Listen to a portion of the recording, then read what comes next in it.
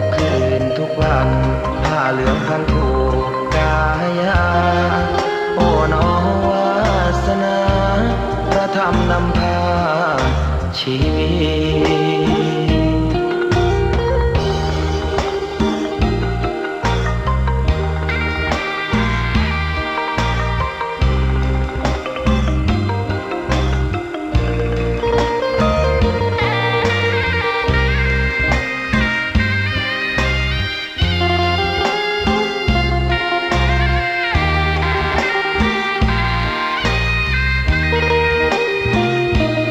วันรอคอย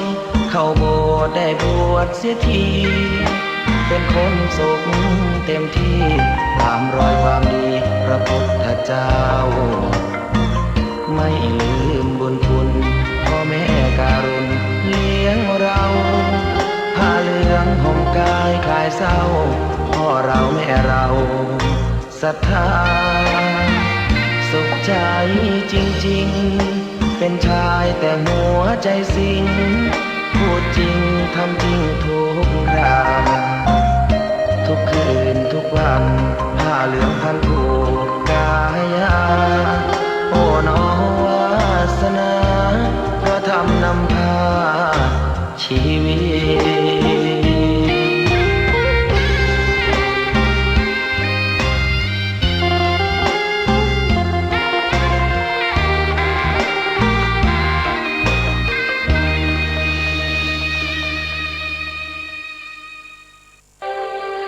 นมัสการเจ้าค่ะวิกฤตโควิด -19 จะมีหลักธรรมใดช่วยได้บ้างไหมเจ้าคะเจริญพรสมัยพุทธกาลเกิดเหตุโรคระบาดในเมืองไวสาลีพระพุทธเจ้าให้คณะสงฆ์สวดพระพุทธมนต์เพื่อความเป็นสิริมงคลของบ้านเมืองและให้ประชาชนมีสติเกิดปัญญารอดพ้นจากภัยพิบัติได้สถานการณ์นี้ทุกคนตระหนักแต่อย่าตื่นตระหนกคนไทยต้องมีสติเพื่อฝ่าวิกฤตโควิด -19 ไปด้วยกัน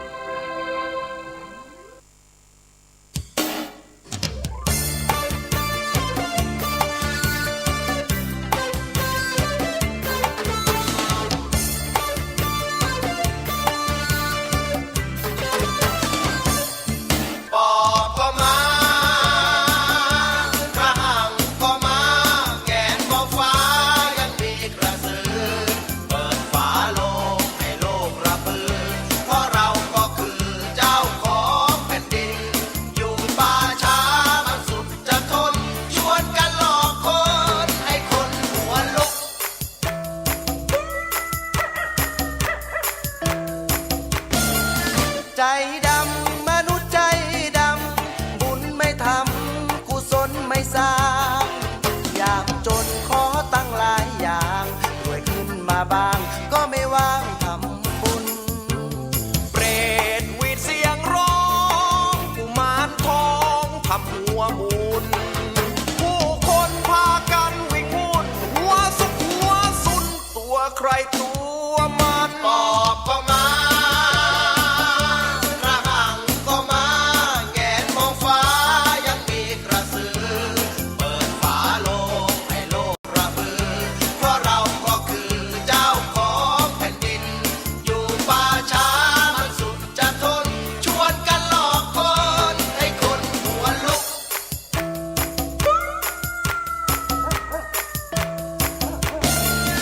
นาคโนมาตอกย้ำให้คนทำแต่ความดีฟังให้จบอย่าพึ่งวิ่งหนีอันว่าความดีนั้นไม่มีค่ามาเริ่มเห่าหอนก้มตานอนคงไม่ไหวลุกขึ้นปลุกพระกันใหญ่คาถาอะไรมั่วได้มั่วเลยปอบก็มา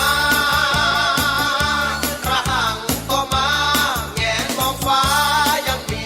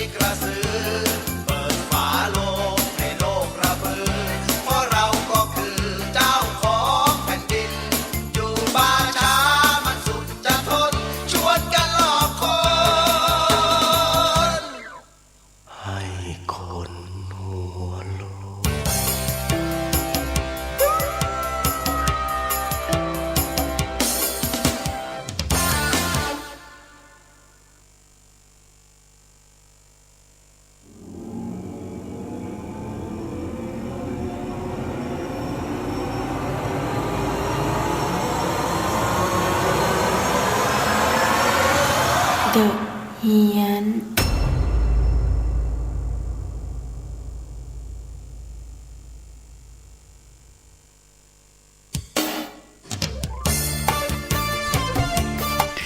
ขอถวายความนอบน้อมแด่องค์สมเด็จพระสัมมาสัมพุทธเจ้า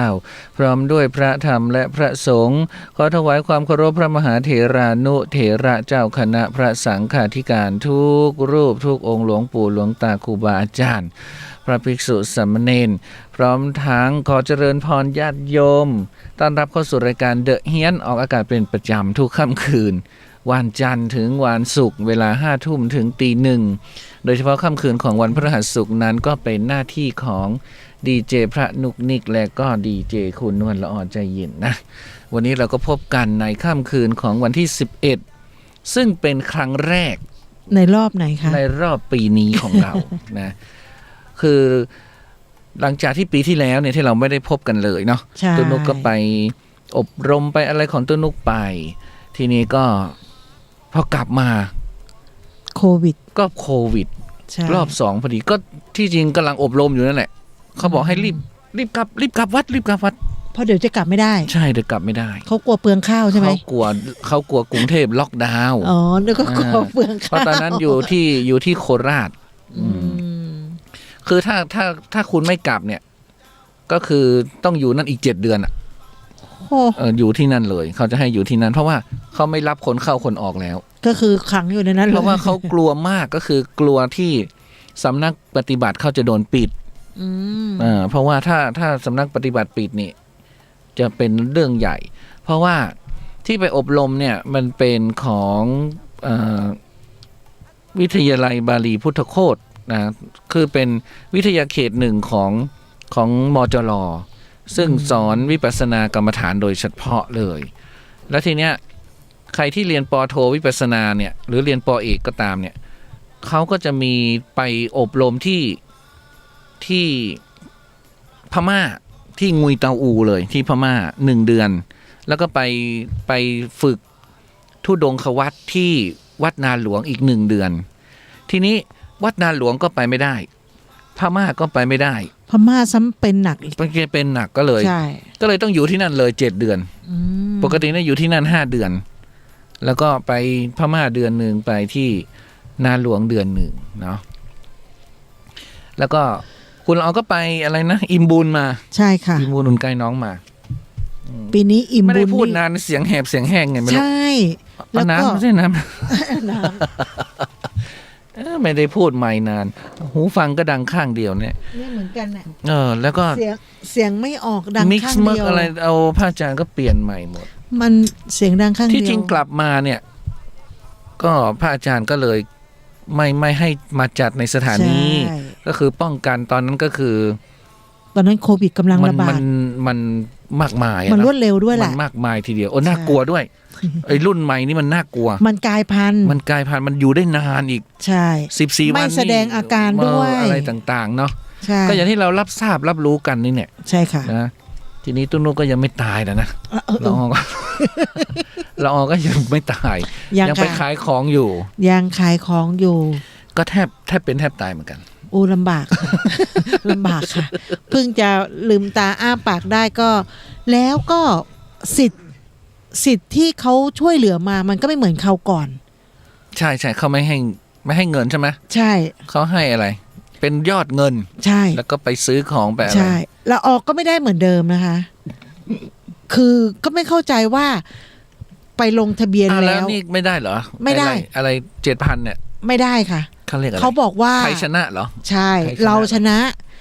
คันนี้เราเป็นม.39ใช่ไหมคะเขาก็ประเมินภาษีในปี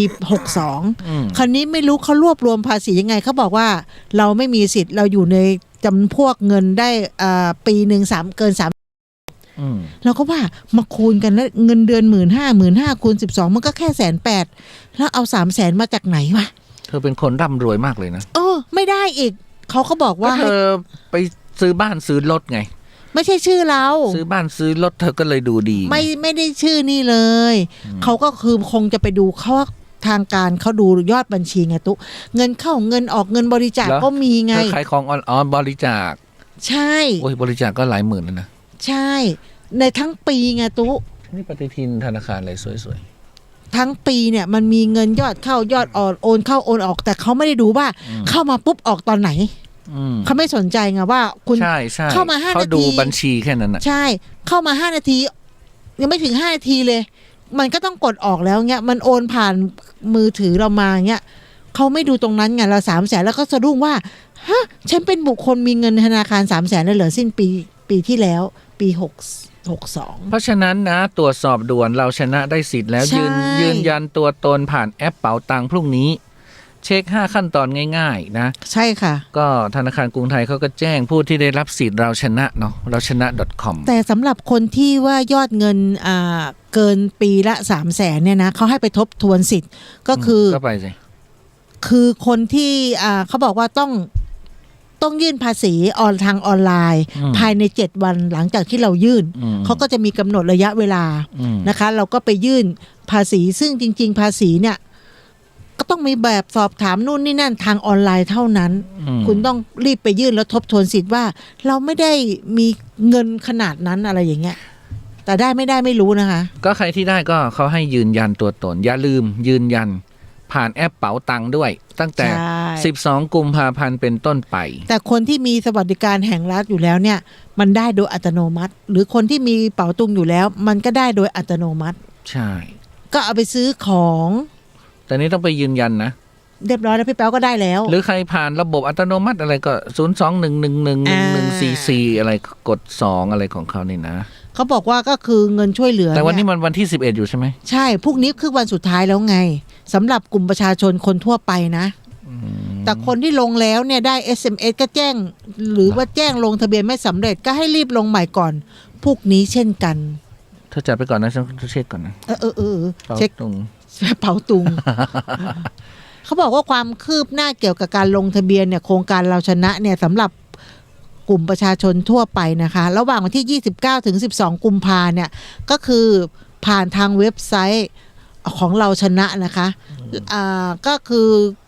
มีประชาชนสนใจลงทะเบียนมากกว่า 10.73 ล้านคนนะคะโดยมีผู้ผ่านการคัดกรองคุณสมบัติเบื้องต้นเนี่ยก่อนยืนยันรับสิทธิโครงการน่ะเขาบอกว่าประมาณ 6.8 ล้านคนนะซึ่งสำหรับกลุ่มคนประชาชนทั่วไปก็สามารถลงทะเบียนได้จนตั้งแต่วันที่29เนี่ยถึงวันพรุ่งนี้วันสุดท้ายนะคะมีคนอะไรก็ไม่รู้สวัสดีค่ะไอ้สันธานซื้อเหล้าได้ก่อครับระวังจะผิดกฎนะคะเขาจะแจ้งความเอานะคะ แต่เขาบอกว่าซื้อใบนั่นได้นะ คิดถึงไอ้สันธานคิดถึงมากๆไม่ได้เจอกันเลยนะคะก็คุณรัชชาก็สวัสดีค่ะวันด้วยเนาะซื้อเหล้าได้ก่อครับแฟนคลับเราก็เข้ามาในไลฟ์สดใช่ไหมใช่ค่ะไลฟ์สดทำไมเธอไลฟ์สดอะไรถ้าเหลือข้างบนไว้ทำไมต้องครึ่งหนึ่งเธอทำไมไม่ถ่ายให้มันเต็มตัวอันกะมันบิดได้แค่นี้เนาะอะไรหัววิดไปครึ่งหนึ่ง วันนี้ก็เริ่มเป็นเทศกาลตรุษจีนเนาะใช่วันนี้ก็วันไหว้จ้ะพวกนี้ก็เป็นวันเที่ยวเนาะโดยสวัสดีค่ะบรรยากาศของการตรุษจีนอะไรต่างๆก็อย่างที่เราเห็นนะเนาะก็เป็นไปตามสถานการณ์ต่างๆแม้แต่ที่ประเทศจีนเองนะเขาก็มีการร่วมอวยพรผ่านสื่อออนไลน์ตอนนี้ทุกอย่างจะออนไลน์หมดทุกอย่างประกวดนางงามก็ออนไลน์ใช่คอนเสิร์ตยังออนไลน์เลยเดี๋ยวนี้หาคู่ก็ยังหาทางออนไลน์เลยตุ๊อันนั้นมันนานแล้วขายคู่ออนไลน์ยังนานอยู่เลยขายของก็ออนไลน์นะใช่เดี๋ยวนี้ขายของออนไลน์แบบคึกคักมากใช่ก็คือโควิดนั่นแหละแล้วทำให้ไอ้ธุรกิจที่คึกคักตามมาก็คือธุรกิจขับรถส่งของเยอะแยะมากมายมันก็ตามมาทีนี้เขาก็มีว่า9ข้อห้ามความเชื่อนะทางวัฒนธรรมจีนที่ห้ามทำเลยนะค่ะห้ามทำนะอย่างวันนี้วันจ่ายเนาะพรุ่งนี้วันไหว้เนี่ยไม่ใช่วันนี้วันไหว้หรอวันไหว้วันนี้วันไหว้วันนี้วันไหว้เมื่อวานเนาะใช่เมื่อวานไปจ่ายเมื่อวานจ่ายวันนี้ไหว้พรุ่งนี้เที่ยววันไหว้เนี่ยก็ ก็ไหว้เจ้าแหละตั้งโต๊ะไหว้เทพเจ้าต่างๆพวกนี้วันเที่ยวเนี่ยคือถ้าออกไปเที่ยวไม่ได้เนี่ยเขาก็ให้มากินข้าวด้วยกันไม่ใช่ว่าต้องไปเที่ยวอย่างเดียวนะใช่เที่ยวหมายความว่า ให้มาหากันครอบครัวอะไรอย่างเงี้ย คือครอบครัวอยู่ด้วยกัน พวกนี้ก็คือห้ามกวาดบ้าน ห้ามทำอะไรเลย ห้ามต่อสู้กัน ห้ามทำแก้วแตก ห้ามทวงหนี้นะเจ้าหนี้อย่ามาทวงฉันนะห้ามร้องไห้ no cry ห้ามปลุกพวกนี้ใครจะตื่นสายอะไรห้ามปลุกเขาห้ามสระผมให้รีบสระวันนี้นะได้ห้ามพูดสิ่งไม่ดีห้ามใช้กรรไกรมีดหรือของแหลมคมอ้าวแล้วพวกนี้จะตัดอะไรได้อ่ะพวกนี้ต้องใช้มีดพลาสติกห้ามใช้มีดใช้มีดพลาสติกเอาใช่ไหมพวกนี้ห้ามกวาดบ้านนี่เราได้ยิน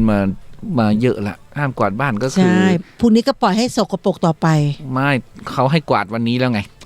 พวกนี้คือเขาไม่ให้คือวันเที่ยวคุณอย่ามาดีค่ะอะไรกวาดบ้านนะ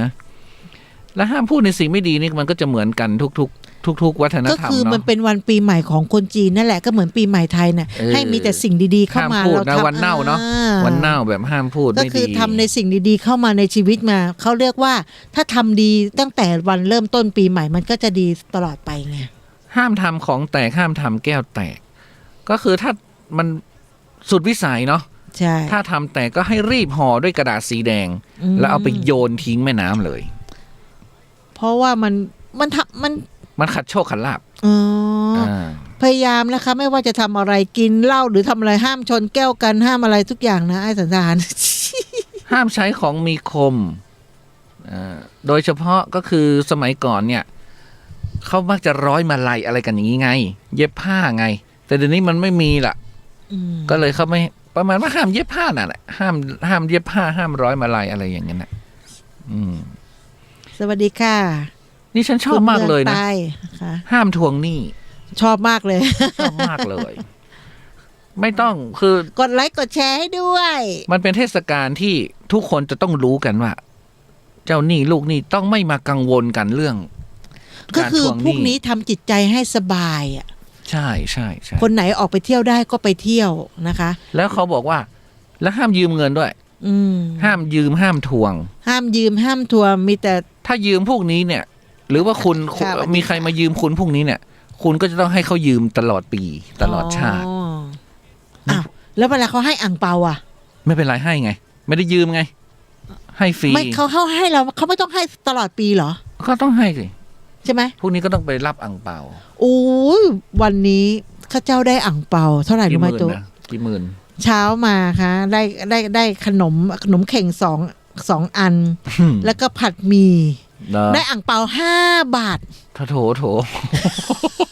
ซาวกันยังไม่ได้จ้ะบ่ได้ใครให้รู้ไหมป้าดีโอ้อะแล้วให้อ่างเปา5 บาทบอกป้าดีเป็นเจ๊กกับเขาได้เหรอไม่ต้องให้ก็ได้มั้งไม่ได้ขอแล้วเนี่ยก็มันมี5 บาทเอาไป5 บาทปะแล้วเอาขนมเข่ง2 อันแล้วก็วันนั้นจะให้สักซาวหนึ่งควักไปควักมาเราก็ไม่ได้ขอนะสีแดงนะแบงค์แดงอีกกันเนาะเขาก็ไม่ใช่คนจีนนะอยู่ๆมาเอาอ่างเปาให้5 บาทป้าดีไม่ต้องให้ก็ได้บ่เอาน่ะรับไปเถอะให้แล้วอ่างเปา5 บาทไข้หัวกัน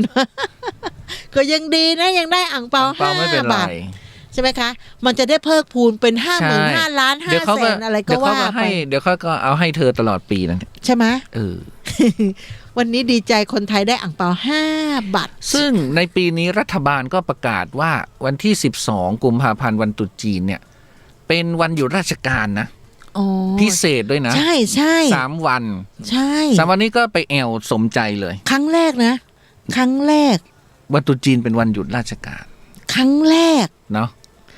ใครไปเที่ยวที่ไหนกันบ้างใครเอาอ่างเปาไปใช้ที่ไหนอย่างละออพวกเนี้ยเมื่อได้วันนี้5 บาทเนี่ยพวกนี้จะไปเที่ยวจะไปใช้ยังไง ซื้อหมาล่าได้ไหมไม้หนึ่งได้อยู่ได้อยู่ก็ละออก็จะเก็บเป็นขวัญกระเป๋าฉันได้อ่างเปาถ้าเป็นซองแดงได้ยิ่งดีอย่างเลยเนาะใช่ไหมครม.ประกาศเป็นวันหยุดราชการพิเศษครั้งแรกพรุ่งนี้เชียงใหม่รถไม่ติดแย่เหรอไม่เห็นมีคนเลยเงียบเหงาเศร้าซึกเงียบนะวันนี้เงียบนะจะหยุด5 วันก็ตึงไม่มีใครเที่ยวเนาะเพราะเขาก็ไม่ได้มาหาเราไม่เขาก็ไม่มีเงินเที่ยวใช่เพราะคุณไม่ได้ให้เงินสดไงคะถ้าเกิดว่าคุณให้เงินสดเงินมันก็สะพัดไงอาจจะเที่ยวตรงนู้นตรงนี้เที่ยวที่ไหนเขาบอกว่ากลัวคนไทยอะไรสุรุ่ยสุร่ายหรอไม่สุรุ่ยสุร่ายหรอกค่ะถ้าเราไม่เอื้อกับพวก เจ้าสัวทั้งหลายนะคะ สุรุ่ยสุร่าย ให้มา 7,000 เราก็ต้องไปซื้อกับเจ้าสัวอยู่ดีนั่นแหละแต่ถ้าคุณให้เงินสดมาเนี่ยพวกเรายังเอาเงินเนี่ยไปจับจ่ายใช้สอยหรือเอาไปใช้หนี้ มาล่าเธอเข้าอันนี้ไหม เข้า คนละครึ่งอะ คนละ นะ ครึ่ง แต่เธอก็ขึ้นเป็นไม้10 บาทใช่ไหม ไม่ แล้ว ก็ จ่าย 5 บาท ไปขึ้นได้ไง จ่ายคนละ2.50 บาทเลยนะ ใช่ โอ้โห บางคนซื้อ10 บาท อืม เขาก็5 บาท อืม บางคนบอกหนูเหลือแค่10 บาทค่ะเขาก็ยังได้คนละ เด็กก็มีเหรอเด็กก็ใช้ เด็ก ได้เหรอ เด็กใช้เยอะมาก ก็เด็กมันเอาที่ไหนมาใช้อะ เอาก็คนละครึ่งไง เด็กได้สิทธิ์คนละครึ่งด้วยเหรอ ก็ใครก็ได้ไงในโลกนี้ก็คือในประเทศไทยก็คือตื่นเช้ามากด อ๋อเหรอ แล้วเรากดไม่ทัน ตื่นไม่ทันที่จะไปเรียกว่าไปเอาคนละครึ่งไงแป๊บเดียวก็เป็นล้านแล้ ป ว กติ ราไม่ได้ เนี่ยคนที่ฉันรู้จักเขาไหว้เนี่ยเขาก็จะไหว้ใหญ่เนาะ อืม หมูเห็ดเป็ดไก่อะไรเพียบพร้อม ปี อะ นี้เขาแค่ไหว้ ปีนี้เขาก็จะมีน้อยเดียวนะ สับปะรดอันหัวหนึ่ง เออ ส้มเนี่ย เขาซื้อ สาลี่เนี่ย เขาซื้อหน่อยเดียวเองจริงๆนะ เนอะ ที่คนรู้จักกันนี่ก็ซื้อหน่อยเดียวจริง ไหว้พอประมาณ ๆใช่ แล้วดู ว่าเป็น ดู พิ คลิป ธี ดูคลิปที่เขาแซวไหมที่อ่างเปาแล้วมันเอาอันหน้ากากอนามัยสอด ใช่ดู ใส่เข้าไป ค่ะ ครูแบบฮะ ปีนี้ให้อ่างเปาโดยใช้หน้ากากอนามัย แล้วก็ไหว้ก็ว่าไหว้นิดๆหน่อย ใช่ ๆหวังว่า เป็น อา พิ กงอาม่า ธี คงเขาเห็นใจ อ่าแล้วก็อากงอาม่าคงไม่ด่าอ้วนนะ บางคนก็เผาหน้ากากกระดาษเงินกระดาษทองไปให้ด้วย ใช่ใช่ อยู่ในปรโลก มี ต้อง เห็น ใช้ ใช่เขากลัวไปติดโควิด อย่างจริง ๆ แล้วเขาจะต้องไหว้เป่าฮื้อนะ อืม แล้วเป่าฮื้อนี่มันแพงนะใครจะไหว้นะก็เหมือนในโลกโซเชียลที่เขาตอนนี้ดราม่ากันเรื่องเป็ดของเกาหลีอะเป็ดหรือไก่น่ะ สงสาร แล้วก็ เหมือนผอมๆนะ ของในรูปภาพกับของจริงมันแบบมันช่างแตกต่างกันอะ เขาให้เอามาชุบแป้งหรือเปล่า คือของจริงมันภาพโปรไฟล์มันเนี่ยมันแบบเป็ดปลอมไก่ปลอมเลยนะ ก็เอามาชุบแป้งไงแล้วให้มันพองไง เสร็จแล้วพอมาของจริงเหี่ยวตัวน้อยเงี้ยบางคนให้ตัวใหญ่นะก็ยังดูดีหน่อยนะไอตัวเล็กๆเนี่ยตลก อย่างปูเนี่ยปูก็หมายถึงการสอบได้ตำแหน่งที่ดี อืม แล้วก็สมัยก่อนใช้ปูอลาสก้าเลยนะ ใช่ ปีนี้ปู เดี๋ยวนี้ ม้าปูทะเลอะไรก็ใช้ไป ดี เนอะ ไม่ใช้ปูนา อย่างปลานี่ก็ไม่ค่อยมีเห็นใครไหว้นะ อ่า ปลานี่ก็คือโชคลาภ ต้องเป็นปลาทับทิมปลาจันลำเม็ด อะไรเงี้ย อ่า กุ้งก็แพงนะ โอ้ กุ้งก็เป็นเขาเรียกความรุ่งเรือง และกุ้งนี่มันดีดตัวเขาเรียกว่ามันทะยานไปว่ายกุ้งนี่เหมือนกับเราเด้งไปอย่างนี้เลย หมูหันฮ่องกง อืม หมูหันฮ่องกง ทำอะไรก็จะได้หมูไหม เป็นอาหารมงคล ฮ่องกงนี่คือเป็นเมืองเงินสะพัดนะ ไก่คือความก้าวหน้า ปีนี้ไม่ได้กินไก่ต้มเลยนะกินฉันก็กินนี่แหละขนมเข่ง บอก 2 ว่า อันนี่แหละ ตาไหว้เป่าฮื้อแบบกระป๋องอ่ะ ใช้ได้ มันก็ได้ไง เอา เศรษฐ เขาไห กิจ ว้ แบบ ตับ นี้ เลยนะ ตับเหรอ ตับภาษา ตับห่าน ภาษา จ้ จีนว่ากลัวแปลว่าขุนนางไหว้ตับเนี่ยจะได้เป็นมีอำนาจวาสนา ไก่ไม่ตรงปกใช่ แล้วก็สุดท้ายเป็ดปักกิ่ง อืม เป็ดปักกิ่งก็เป็นความมงคลอ่ะความอะไรเหมือนกันนะขนมเข่งก็หมายถึงความอุดมสมบูรณ์มีเงินเป็นเข่ง วันนี้เราออนได้กิน ขนมเทียนก็ ได้อังเปา5 บาท ความเจริญรุ่งเรือง ขนมถ้วยฟูปุยฝ้ายก็คือมันฟู ฟ่อง ชื่อเสียง แล้วก็ลูกท้อซาลาเปาก็ได้ อันนี้อายุยืนยาว ส้มก็ใต้กิ๊กแปลว่าโชคดีแอปเปิลแดงคือความสันติสุของุ่นแดงความเจริญงอกงาม กล้วยหอมกล้วยนี่มันเหมือนมือ มันกวักเงินกวักทองยิ่งหวีใหญ่ยิ่งกวักได้เยอะมือใหญ่ส้มโอความอุดมสมบูรณ์เมลอนความเจริญเติบโตสาลี่เงินทองไหลมาเหมือนสีทองของ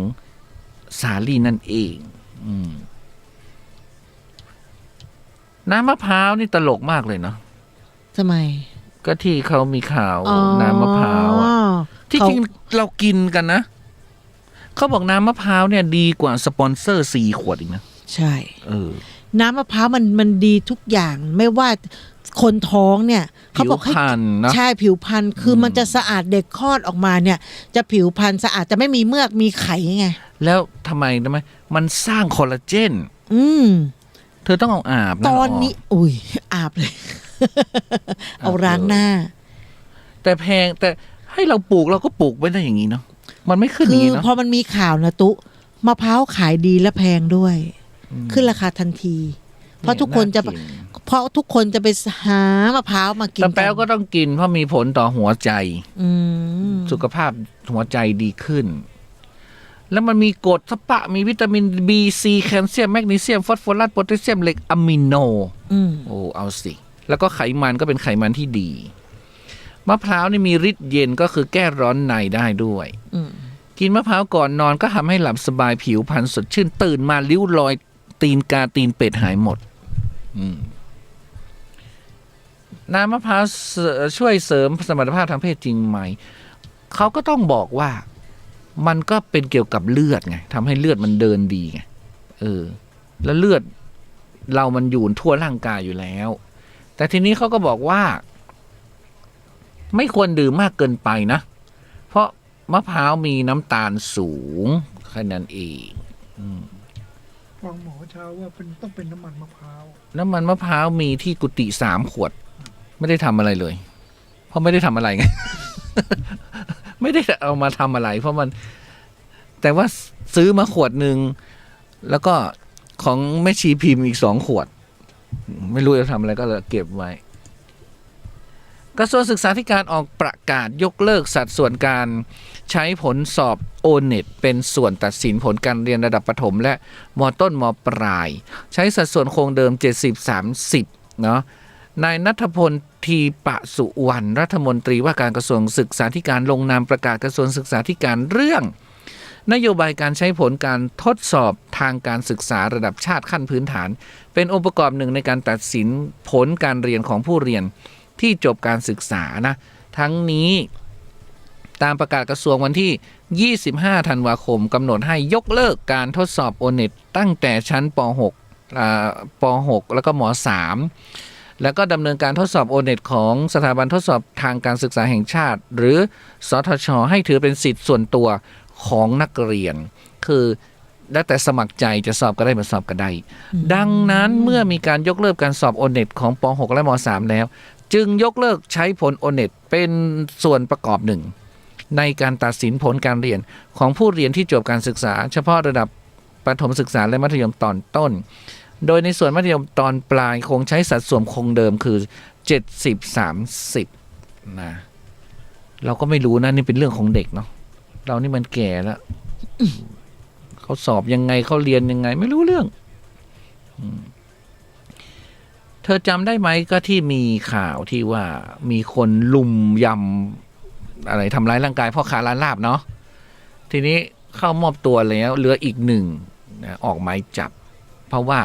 เขาก็ช่วยกันกดดันไงกดดันญาติก็เลยพามาตอนที่ขัวอะไรนะขัวเหล็กนะใช่นานแล้วนะนานนั่นโอ้เพิ่งมาจับได้วันนี้ก็สุดอนาถแม่ใจร้ายรีดลูกชาย7 เดือนห่อผ้าทิ้งไว้ปากตางหมู่บ้านตากเกวียนสันทรายใกล้บ้านเธอไหมท่าเกวียนไม่ใช่หรอก็วันนี้นะเวลา 16:45 นาทีพนักงานสอบสวนสพ.แม่โจ้ก็รับแจ้งว่าพบเด็กทารกถูกทิ้งไว้แม่โจ้อะหนองจอมบ้านเกวียนตากเกวียนอยู่หนองจอมจึงไปสอบสวนนะเราสันทรายเหรอคุณนั่นเนี่ย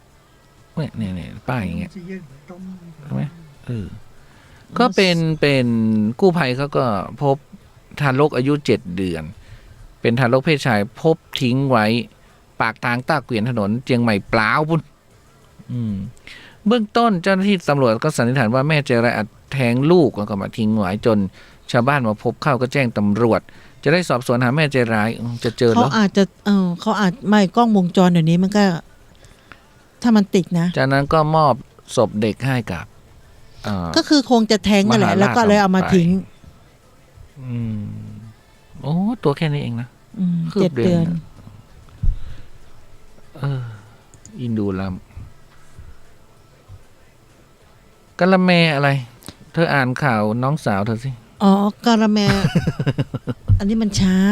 กะละแมก็คือดราม่าไงตอนนี้ที่เขากำลังตอนแรกเขาไปใช้ครีมใช่ไหม ใช่ แล้วเขาไปรีวิวว่า รีวิวเกินจริง อะไรหนังตาเขาดีขึ้นเหรอใช่ไหม แล้วก็เรื่องเกี่ยวกับโควิด แล้วทีนี้เขาก็เลยโดนแล้วเขาก็ตอนนั้นเขาก็ยังไม่ขอโทษเนาะเขาก็ยังออกมาว่าเขารีวิวตามที่รู้สึกไม่ได้ชวนเชื่อ แต่ว่าเขาใช้แล้วเขาแบบมันดีจริงๆนะอะไรเงี้ยคราวนี้มันมาโดนตรงที่ว่าโควิดไงนี่เนี่ยแล้วก็สังคมเขาก็เลยว่าเอาคุณทำผิดนะคุณก็ต้องยอมรับผิดสิคุณจะมาแถไถเฉไปเรื่อยไปเทื่อยทำไมแล้วก็จนวันนี้เนาะเขาก็ออกมาขอโทษแล้วก็ยอมรับว่าผิดจริงกรณีโฆษณาอาหารเสริมเกินจริงเผยไม่รู้กฎหมายตอนนี้ทราบแล้วและจะไม่ผิดซ้ำสองเขาก็รู้แหละแต่ก็พูดก็มันงามอะกะคราวนี้ยิ่งยงก็งานเข้าไงยิ่งยงอีกแล้วก็ผลิตภัณฑ์ของคุณยิ่งยงไงกาลาเมลรีวิวเหรอใช่คราวนี้เขาก็บอกว่าคุณยิ่งยงอ่ะเขาไม่ได้เกี่ยวข้องเพราะคุณใช้ผลิตภัณฑ์ของเขาไปแล้วคราวนี้คุณโฆษณาไงก็คือการขายเนี่ยเราเอาของคนนี้มาแล้วเราก็ใช้แล้วรู้สึกดีรู้สึกว่ามันเป็นอย่างงู้นอย่างนี้เขาเรียกว่ามโนคนเดียวไง ก็เขาบอกว่าเขาใช้ตามความรู้สึกแล้วเขาก็ไม่รู้กฎหมายไงเขารู้แต่กฎหมายเนี่ยไม่รู้ก็ผิดเข้าใจไหมคุณจะไปอ้างว่าไม่รู้กฎหมายแล้วไม่ได้คุณอยู่ในระดับเป็นผู้ประกาศข่าวเหมือนอาบัติพระเหมือนกันนะอาบัติพระเนี่ยพระจะบอกว่าไม่มาหูหรอว่ามีอาบัตินี้ด้วยไม่ได้นะไม่ได้อาบัติก็คืออาบัติแล้วคุณเป็นนักข่าวคุณเป็นผู้ประกาศข่าวคุณจะไม่รู้ได้ยังไงแต่ว่าคุณแถไงคุณแถแต่ถ้าคุณยอมรับมาตั้งแต่ทีแรกมันก็คือก็มักจะไม่เยอะไงฉันก็เลยมานั่งนึกเดี๋ยวนี้มันยังไงพอคนทำผิดก็ออกมาขอโทษตอนนี้เรากลายเป็นว่าขอโทษก็จบกันไปก็จบจริงนะก็มีเรื่องอะไรก็ขอโทษอย่างอาตุยกับใครนะที่ไปล้อว่าความฝันของเด็กที่อยากไปประจวบอยากไปเที่ยวทะเลแล้วอาตุยเขาก็ออกมาขอโทษอันนั้นเขาไหวตัวทันเขาออกมาขอโทษอีกวันหนึ่งเลยจบเลยไม่ได้ต่อเนื่องอะไรอย่างคุณแอนจักรพงศ์ก็อีกวันหนึ่งก็ออกมาขอโทษเนี่ยจบกลายเป็นว่าเราจะยุติเรื่องราวอะไรต้องออกมาขอโทษฉันก็เลยจะจำไว้ว่าเดี๋ยวถ้าฉันทำผิดอะไรฉันจะออกมาขอโทษประชาชนนะ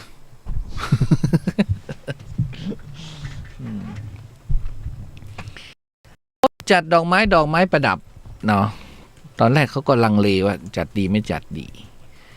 ทีนี้ก็งดไปเลยก็สร้างความเงียบเหงาให้บ้านเราไปแม้แต่บรรยากาศที่สนามบินเชียงใหม่นะของเราวันนี้ก็มีผู้โดยสารแห่เดินทางแน่นนะเยอะด้วยนะเจ้าหน้าที่ก็คุมเข้มภายใต้มาตรการเข้มงวดด้านสาธารณสุขเพราะเราไม่ได้กักตัวเพราะเราไม่มีการล็อกดาวน์ใดๆเพราะฉะนั้นเราก็ไม่ต้องมีการปลดล็อกใดๆเราก็ใช้ชีวิตเหมือนเดิมแค่นั้นเอง ก็ผู้สื่อข่าวเขาก็รายงานว่าบรรยากาศการเดินทางผ่านท่าอากาศยานเชียงใหม่เริ่มคึกคักมากขึ้นโดยผู้โดยสารแต่ละเที่ยวบินเนี่ยก็มีจำนวนที่เพิ่มขึ้นนะเพราะว่าเขามาเที่ยวกันแล้วเขาก็มาลงทะเบียนผ่าน CM ชนะนะ CM ชนะโดยผู้อำนวยการท่าอากาศยานเชียงใหม่รองผู้อำนวยการท่าอากาศยานเชียงใหม่ก็มายืนแจกหน้ากากตราสัญลักษณ์AOT นะสัญลักษณ์ของก็เดือนหน้าค่าเครื่องบินตุไปกรุงเทพเชียงใหม่ไม่ถึง300ไงก็ยังไม่มีใครบินไง กี่บาทก็ไม่มีใครบินไม่รู้จะไปทำไมก็ปอบอกว่าไปกรุงเทพไหมค่าเครื่องบินไม่ถึง300หรือ บางเที่ยวบางไฟก็300แต่ไม่มีใครขึ้นไงก็ถือว่าไม่น้อยนะเชียงใหม่ดอนเมืองเชียงใหม่สุวรรณภูมิเนี่ยเขาบินวันละ30เที่ยวเลยนะมีคนโดยสารมาเชียงใหม่เนี่ย 4,000 คนเลยนะไปอยู่ตรงไหนหมดอ่ะแล้วยิ่งตรุษจีนนี่มา 5,000 คนเลยนะไปไหนหมดหลังมอไม่เห็นมีเดินเลย มีแต่หน้าเก่าๆเขากลับบ้านเขาหรือเปล่าใช่แล้วเด็กก็ไม่ค่อยมีเดินด้วยเด็กก็ออนไลน์ตอนนี้เขาเปิดแล้วนะก็สลับไงเปิดไม่อย่างสาธิตนี่เปิดปกตินะแต่ก็เด็กจะไม่ค่อยเดินผู้ปกครองมารับกลับหมดผู้ปกครองไม่มีตังค์ให้เด็กไปซื้อขนมน่าสงสารให้กลับแล้วก็นักศึกษาก็คงจะกุดจีนก็คงจะไปกลับบ้านไปเที่ยวไปไหนสักที่หนึ่งเนี่ยไม่มีเพราะว่าหลังจากนี้มันก็จะเป็นปัญหา PM ไงบ้านเราคือกรุงเทพแต่ยังไม่มีปัญหานะแต่เดี๋ยวจะมีแน่ละนี่ละออตื่นตาตื่นใจกับอันนี้มากกว่าอะไรเขาบอกมาแล้วจ้านำร่องปลูกกัญชาสายพันธุ์หางกระรอกมันข่าวอย่างนี้ตลอดแต่มันก็ไม่ยกเลิกสักทีเขาก็ไม่ยกเลิกนะเขาบอกว่าไม่ปลดล็อกใช่แต่มันก็จะออกมาอย่างเงี้ยดีอย่างนั้นดีอย่างนี้เขาบอกว่าปลูกตรงนั้นตรงนี้ให้ปลูกได้บ้านละ6 ต้นให้ชาวบ้านในชุมชนใช้ดูแลสุขภาพย้ำปลูกเองปุ๊บปุ้นคืออะไรนู่นเนี่ยปุ้นเองไม่ได้ย้ำปลูกเองปุ้นเองไม่ได้ปุ้นคือเอามาขยี้ขยำเองหรือเปล่าไม่รู้ภาษาเขาแต่รัฐมนตรีว่าการกระทรวงสาธารณสุขเขาบอกว่าเปิดงานปลูกกัญชา6 ต้นอาจจะเป็นสับกัญชาก็ได้ปุ้นพร้อมมอบต้นกัญชาให้วิสาหกิจชุมชนละ7 ครัวเรือนปลูกในแปลงที่มีรั้วรอบขอบชิดเขาบอกว่าส่งช่อดอกและเมล็ดพันธุ์ให้โรงพยาบาลคูเมืองผลิตยาดูแลผู้ป่วยชุมชนส่วนคือเดี๋ยวนี้มันโรงพยาบาลหลายโรงพยาบาลเนี่ยเขาเริ่มที่จะเอามาทำอาหารดอกกับเมล็ดไงตุ๊กแต่เขาบอกว่าส่วนใบกับรากและกิ่งก้านที่ปลดล็อกไม่เป็นยาเสพติดนะพัฒนาเป็นผลิตภัณฑ์สุขภาพสร้างรายได้ชุมชนก็ที่โรงพยาบาลอะไรที่ฉันส่งให้เธออภัยภูเบศเหรอใช่แม่โจ้เขาก็มีแล้วเอามากินเอามากินต่างๆแม่โจ้เรียนแบบเหมือนกันทุกอย่างเลยเอามาทาบขนมปังสวยๆเนาะใช่น่ากินใช่แม่โจ้ก็ทำแบบเมนูนั้นเลยฉันเอามากับลาบนะอร่อยโอ้ละออเคยกินแล้วกับลาบเงี้ยเด็ดออกมาเนี่ยกับลาบเหมาะขนาดนะ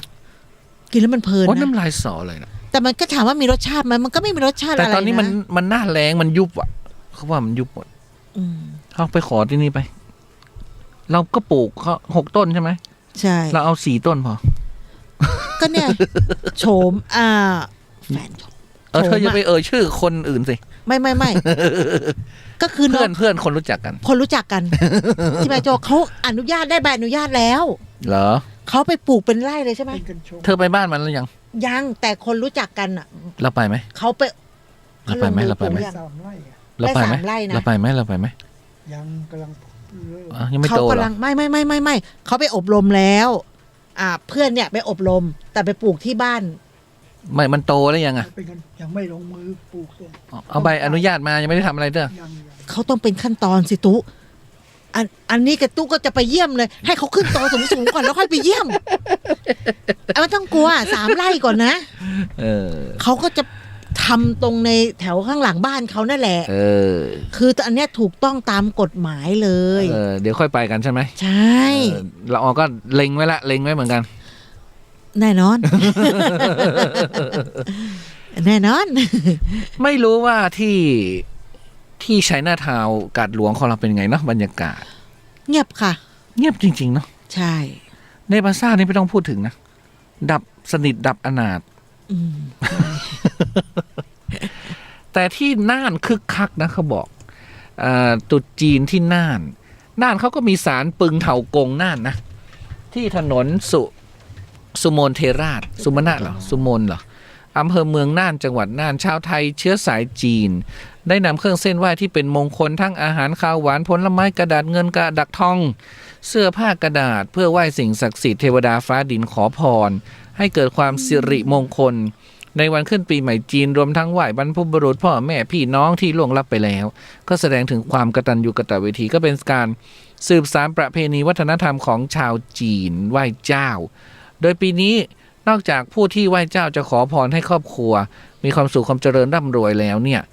ก็บรรยากาศส่วนใหญ่นะศาลเจ้าที่เมืองน่านเนี่ยปึงเถากงเมืองน่านเนี่ยอายุ115 ปีแล้วเป็นสิ่งศักดิ์สิทธิ์คู่บ้านคู่เมืองของจังหวัดน่านนะก็มีการตั้งโต๊ะหน้าบ้านมีการพาครอบครัวนำของต่างๆแล้วก็แม้ว่าโควิดจะระบาดนะแต่เขาก็ต้องไหว้เขาต้องไหว้นะมีศาลเจ้านี่ในเมืองน่านเลยเหรอไม่เคยเห็นนะบางคนก็ไม่ได้เป็นแจ็คเป็นจีนเลยกับเขาหรอกแต่เห็นเขามันม่วนอ่ะมันเป็นเทศกาลที่มันม่วนเนาะก็ไปไหว้กับเขาก็ได้แจกอังเปารับอังเปาเอาหมดอ่ะคนไทยเราอ่ะสบายมากเนี่ยไปปลูกเขาเนี่ยเขาปลูกเป็นดงเลยเนี่ยขอสักต้นแต่บางทีเราย้ายปุ๊บมันตายนะมันต้องปลูกตรงไหนมันขึ้นตรงไหนก็ต้องอยู่ตรงนั้นอ่ะบางทีไปย้ายมันมากรดน้ำมากก็ไม่ได้รดน้ำน้อยก็ไม่ได้ยังไงมันปลูกยากอยู่นะมันปลูกยากอยู่มันต้องการวันนั้นเขาไปอบรมไงเพื่อนเนี่ยไปอบรมเธอทำไมไม่ไปอ่ะเขาไม่ได้เชิญเรานี่เอาบอกด้วยนะเผื่อฉันจะได้ใบอนุญาตเขาทุกเจ้าก็น่าจะได้ใบอนุญาตไม่มันจะเป็นแต่ละกลุ่มหมู่บ้านเขาอ่ะอันเนี้ยทางนู้นอ่ะเขามีการอบรมเขาก็เลยให้เพื่อนเนี่ยไปอบรมพระศรีนรินทร์อย่างเงี้ยเนาะได้รับใบอนุญาตให้ปลูกกัญชาเงี้ยทุกเจ้าเขาไม่ให้หรอกมันไม่ใช่ไม่ใช่กิจของทุกเจ้าเนี่ยก็ไม่ใช่เอามาทำเป็นยาเสพติดอ่ะทุกเจ้าเนี่ยเอามาเป็นยาใส่แคปซูลนำบดใส่แคปซูลหรอแก้อะไรอ่ะสปะโลก แต่ไหว้เจ้าก็ต้องระมัดระวังนะที่หนองหอยวันนี้ก็ไฟไหม้ไหว้เจ้านั่นแหละมันก็มีทุกปีนะก็คือไหว้เจ้าจุดธูปเทียนทิ้งไว้แล้วก็ไปธุระข้างนอกปีกมาโหเพื่อนบ้านเห็นควันไฟก็เลยแจ้งเจ้าหน้าที่มาระงับเหตุดำคลึงตึงดำคลึงตึงก็สะเดาะเคราะห์ไปก็แล้วกันปีนี้งดจัดไม้ดอกไม้ประดับนะเพราะว่าที่ประชุมชั้น2ที่ประชุม1อาคารอำนวยการศาลากลางจังหวัดเชียงใหม่นะท่านรัฐพลนราดิศรรองผู้ว่าราชการจังหวัดเชียงใหม่เป็นประธานในการประชุมหารือว่าเราจะจัดงานไม้ดอกไม้ประดับดีก่อครั้งที่45ของเราปี64นี้เขาก็ประชุมทั้งภาครัฐภาคเอกชนหน่วยงาน30หน่วยงานร่วมประชุมให้ความเห็นเนาะว่าไม่มีหรอก็มีเพียงมติเดียวนะเป็นมติเดียวเลยก็คือ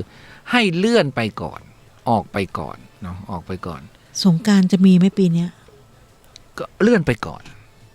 ไปสาดกันเอาเดือนมิถุนาไม่ต้องสาดกันได้ไหมฝนตกแล้วตอนนั้นฝนตกแล้วไม่ต้องสาดแล้ว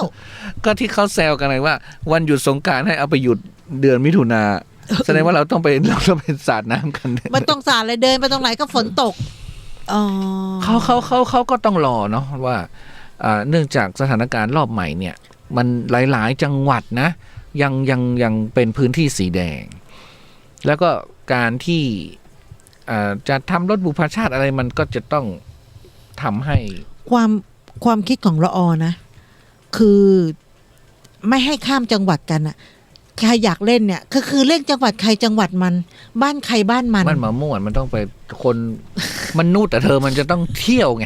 ไม่ก็เที่ยวในจังหวัดของตัวเองไงมนุษย์เนี่ยมันเอามาอยู่บ้านเฉยๆมันไม่ได้นะก็คือเล่นในคนเชียงใหม่ก็เล่นในเชียงใหม่คนลำปางก็เล่นในลำปางแต่การไม่ให้เขาเล่นอะไรเลยช่วงสงกรานต์ร้อนตับจะแลบสงกรานต์ฉันก็ไม่ได้เล่นปีที่แล้วฉันก็ไม่ได้เล่นปีนี้ฉันก็ไม่ได้เล่นแต่ละออไม่ได้คิดจะเล่นแต่ละออคิดอย่างเดียวว่าฉันอยากจะขายของทีนี้เขาก็จะเลื่อนไปเป็นเดือนสิงหาคมฮะสงกรานต์เนี่ยเหรอไม่ใช่ไม้ดอกไม้ประดับไปแห่ดอกทิ้งสิงหาคมสิงหานี่ฝนตกหนักเลยนะ อ๋อดอกแช่มชื่นบาน แล้วไม่คิดถึง เบิกบ ว่านางงามที่เขานั่งอยู่บนรถปุ๋ยประชาติคิ้วตกแก้มตกลิปหล่นมัสคาร่าเลอะเทอะมั้งเหรอ ทีนี้เขาก็เลยว่ามันแล้วการเลือกตั้งด้วยตอนเนี้ยอบตอบจอะไรมันอยู่ในช่วงเปลี่ยนผ่าน การอนุมัติเงินอะไรต่างๆ เนี่ยเขาก็เลยให้งดไปเลยเนาะงดไปเลยฮัลโหล ครับฮัลโหลครับ ใครอ่ะ อันอยู่เนอร์ ไอ้แว่นด ครับ ำสวัสดีปีใหม่ สวัสดีครับ ซินเจียยูอี มาแล้วเนาะ เป็นนี้ก็เป็นนี่ก็ต้องใช้ ใช่ เจ้า หลวงพี่มาแล้วเนาะพี่นุกมาแล้วเนาะ มาได้ก็จะไปหาเลือกมาไปนี่แหละ โอ้ฟ่องไปเถอะ วันนี้ละออเปิ้นมาตามคำสั่งคุณเลียว คุณเลียวเปิ้นสั่งให้ละออมาจัด มาใครจะจัดอ่ะคือมันมีคนสั่งสาดอ่ะ มีแต่ตะแปวก็จัดได้ละออก็จัดได้ โควิดเนี่ยเขาให้ปิดสถานีค่ะ พี่เป็นจัดหมดนะหลวงพี่ตัวนุกอ่ะ อืม ตุนูต้องจัดคนเดียว มองบน เอายินดีโชคดีเนอะ ใจเด้อ จ้าจ้ารวยอืม เห็นไหมเขาบอกว่าตุนุกจัดม่วนตุนุกต้องจัดคนเดียวไม่ต้องเอา เขาก็ ละอ ยอ มา ยอชื่นชมฉันไปงั้นแหละ ตุต้องจัดคนเดียว โอ้แต่ว่าปีนี้เป็นปีที่45ไง หึ ถ้ามันงดจัดเนี่ย มันมาได้ไง มันจะเว้นวรรคไง จัดมา45 ปีแล้วนะ เออ ก็ละออมาอยู่เชียงใหม่ปี31เขาก็มีอยู่แล้วอู้สมัยก่อนมัน โอ้แบบ ก็มัน สวยะ 45 ปีมันก็ต้องเกิน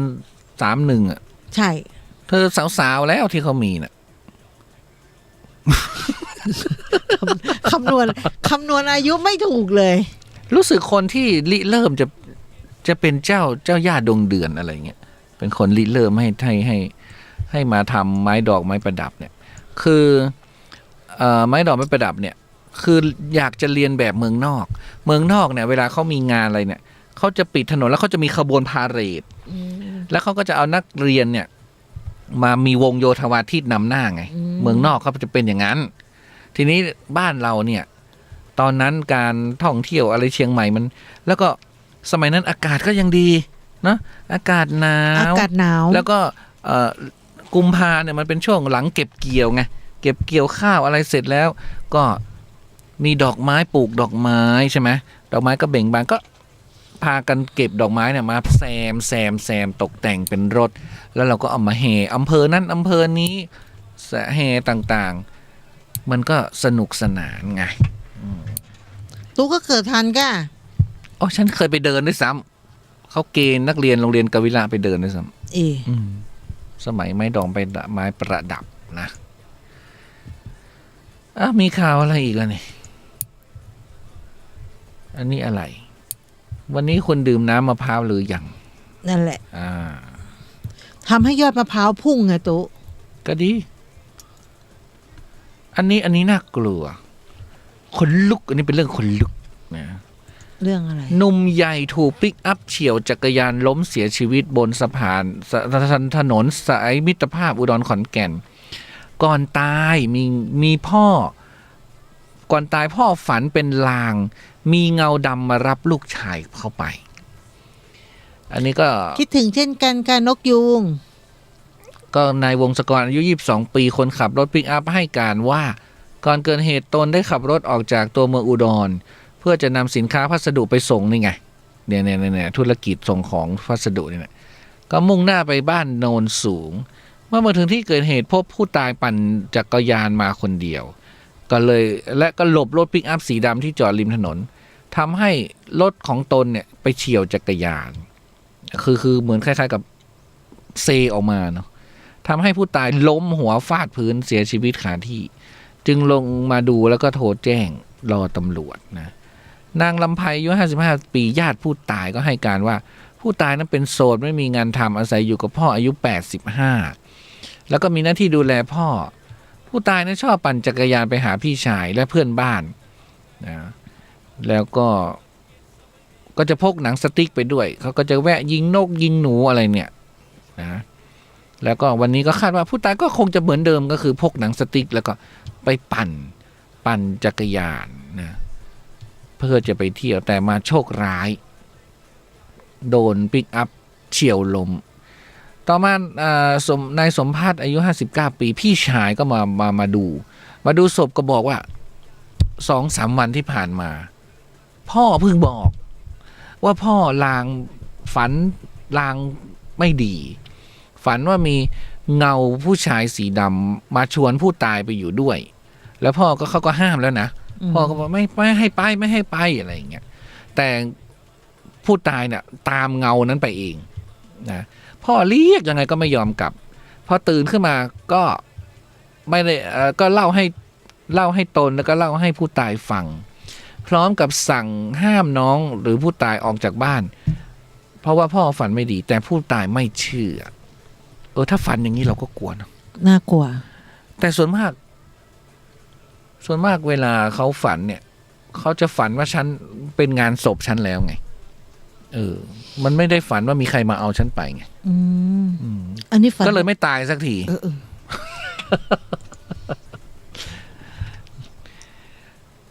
นะอะไรอีกเขาบอกมีเจอน้ำพุโซดาที่ห้วยกระเจ้านะคะซดพิสูจน์จริงซ่าจริงเป็นน้ำรสชาติโซดาเลยนะคะเขาบอกคล้ายโซดาก็คือผู้สื่อข่าวรายงานว่าที่ริมถนนสายบ่อพลอยห้วยกระเจ้าระหว่างหลักกิโลเมตรที่23ถึง24นะคะนายศักดาวิเชียรศิลป์เนี่ยอธิบดีทรัพยากรน้ำบาดาลก็ได้เดินทางมาพร้อมกับเจ้าหน้าที่เนาะเขาก็ไปประเมินสำรวจประเมินศักยภาพของน้ำบาดาลนะก็พิสูจน์กันแล้วว่ามันซ่าจริงใช่เห็นเขาไปชิมกันนะเขาบอกว่ามันซ่าเนี่ยมันเรากลัวมันจะเป็นสารอะไร เรากลัวอย่างก็เขาพิสูจน์แล้วไงเขาบอกว่าอันนี้คือห้วยกระเจ้าเนี่ยที่จังหวัดกาญจนบุรีนะระหว่างหมู่ที่19มีทั้งหมด3บ่อที่1เนี่ยความลึก300เมตรเนี่ยเขาก็บอกว่ากำลังจะนำท่อลมลงไปเป่าไล่เศษหินมันก็เกิดน้ำพุ่งขึ้นมาสร้างความตกใจให้แก่เจ้าหน้าที่เป็นอย่างมากเขาบอกท่อเนี่ยมีขนาด8นิ้วแต่มีน้ำพุ่งสูงระดับ3เมตรเลยทีเดียวนะแล้วก็บอกว่าบ่อแรกเนี่ยเจาะลึก280เมตรได้น้ำปกติต่อมาก็เจาะบ่อที่2ห่างจากบ่อแรกประมาณ100ไร่พบพุบ่อแรกเจาะลึก304เมตรพบน้ำโซดานะเขาเรียกน้ำโซดาพุปริมาณพุประมาณก็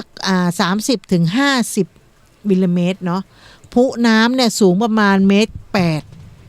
เขาเรียกว่า1.5 เมตรไปแล้วเนี่ยในวันนี้บ่อที่3เนี่ยหรือบ่อที่2เนี่ยก็เจาะลงไปอีก224เมตรก็พบอีกนะคะน้ำโซดาพุก็ปริมาณที่เขาเรียกว่าได้มาเนี่ยก็คือ3ถึง50 30ถึง50มิลลิเมตรไม่ไปตวงผสมเหล้ากันหมดเลยนะเขาก็บอกว่าเอามาดื่มกินเนี่ยได้แต่ครั้นี้ชาวบ้านน่ะมีความสุขมากนะเพราะที่นี่สภาพกาญจนบุรีมันร้อนไงตุ๊ครั้นี้มันแห้งแล้งพอรู้ว่ามีน้ำเขาเรียกว่าน้ำพุโซดาเนี่ยชาวบ้านก็มากันเยอะไงตุ๊เอาน้ำไปใช่แต่ครั้นี้มันไหลไม่ได้หยุดไงก็ต้องเอาแมคโครเนี่ยมาปรับทำเป็นคันเพื่อไม่ให้น้ำเนี่ยไหลเข้าไปสู่ไร่อ้อยของเขาเพราะมันจะเกิดความเสียหายได้นะเขาบอกว่าชาวบ้านก็นำภาชนะมารองน้ำกลับไปหลายคนนะก็ได้ดื่มน้ำที่มันพุ่งขึ้นเขาบอกว่าเมื่อดื่มน้ำเข้าไปเนี่ยต่างบอกว่าน้ำนั้นมีรสชาติคล้ายกับโซดาที่เปิดค้างคืนแต่หากจะนำไปผสมเครื่องดื่มอย่างจริงจังก็คงไม่ได้หรอกแต่ก็สามารถดื่มได้ในระดับหนึ่งก็คือมันก็ไม่ได้ซ่าถึงขั้นแบบโซดาอย่างนั้นไง แต่ก็เป็นแบบน้ำโซดาที่มันค้างคืนที่เปิดค้างคืนไว้มันยังซ่าแต่ก็ไม่ได้ซ่าอะไรมากมายขนาดนั้นนะ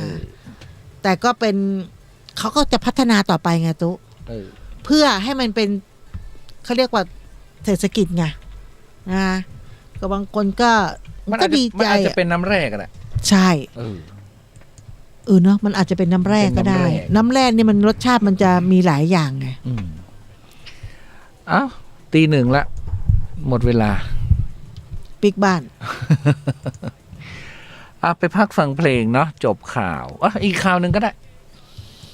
ก็คือเขาไม่มีงานไม้ดอกเนาะ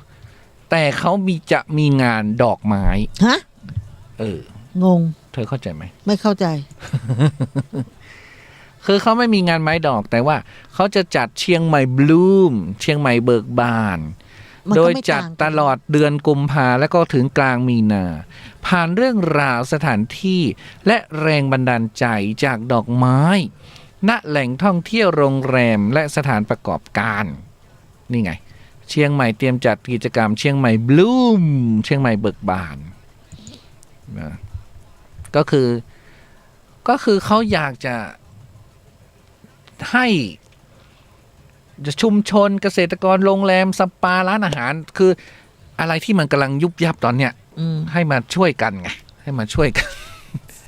ทำอีเวนต์อ่ะเข้าใจไหมก็คือไม่จัดอย่างหนึ่งก็เลี่ยงไปอีกอย่างหนึ่งก็ยังไงก็ต้องงั้นงานไม้ดอกไงอันนี้งานดอกไม้เอาไม้ดอกกับดอกไม้ไว้ข้างหน้ากับข้างหลังไปฟังเพลงกันจ้ะแล้วเดี๋ยวค่อยกลับมาพบกับเรื่องร้อนจากคุณละออในเรื่องแรกปีแรกของเราในวันนี้จ้ะ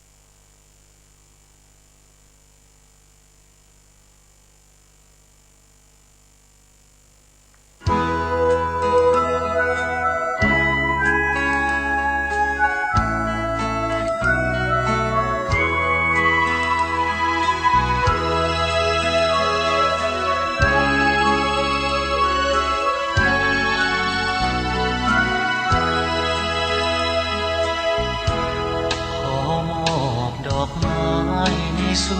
วนนี้เพื่อมวลประชาจะอยู่แห่งไหนจะใกล้จะไกลจนสุดขอบฟ้า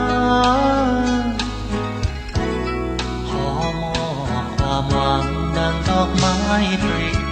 สดสวายนา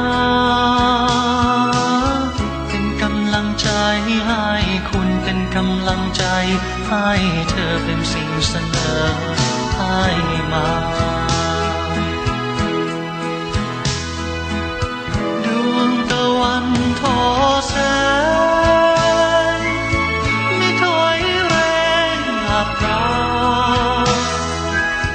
เป็นเปลวไฟที่ไม่นานเป็นสายทานที่ชุ่มตาเป็นแผ่นฟ้าทานทน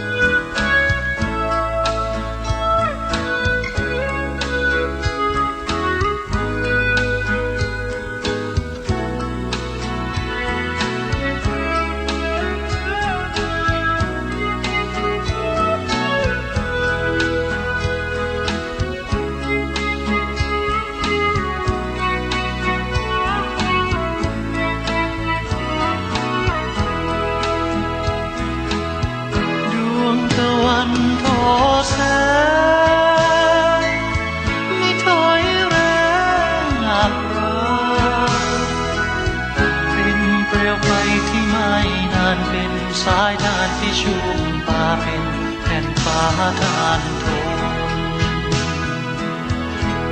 ขอมอบดอกไม้ในสวนให้หอมอบอวลสู่ชนจงสบสิ้นหวังให้สมตั้งใจให้คลายมองมนก้าวต่อไปตราบชีวิตสุดดุจกระแสชนเป็นกำลังใจให้คุณเป็นกำลังใจให้เธอเป็นสิ่งเสนอให้คุณเป็นกำลังใจให้คุณเป็นกำลังใจให้เธอเป็นสิ่งเสนอให้คุณเป็นกำลังใจให้คุณเป็นกำลังใจให้เธอเป็นสิ่งเสนอให้คุณเป็นกำลังใจให้คุณเป็นกำลังใจให้เธอเป็นสิ่งเสนอให้คุณเป็นกำลังใจ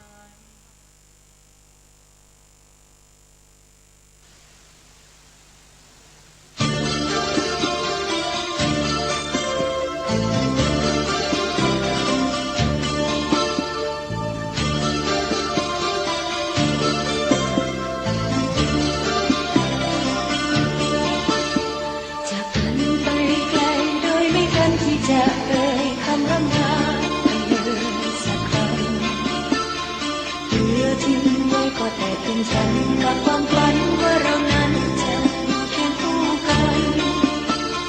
เปิดเปลือกตาโปรดมองดูฉันให้ฉันรู้ว่าเธอยังอยู่ฟ้าพรากเธอจากไปไม่มีวันกลับทิ้งฉันให้อยู่ไปเพื่อใครจดจำคืนวันความสัมพันธ์วันเก่าวันที่เราเคยมีต่อกันมีเธอเดินเคียงอยู่กับฉันในคืนนั้นบนฟากฟ้าประดับไปด้วยดาวเราต่างคนต่างแทนความรักด้วยจำนวนของดาวมากมายฉันขาดเธอขาดคนช่วยมานับดาวแล้วฉันจะอยู่ไปเพื่อใครวนให้ลมพัดพาหยาดหยดน้ำตาส่งไปถึงเธอเพื่อให้เธอได้รู้ว่ารักจะอยู่กับเรานิรั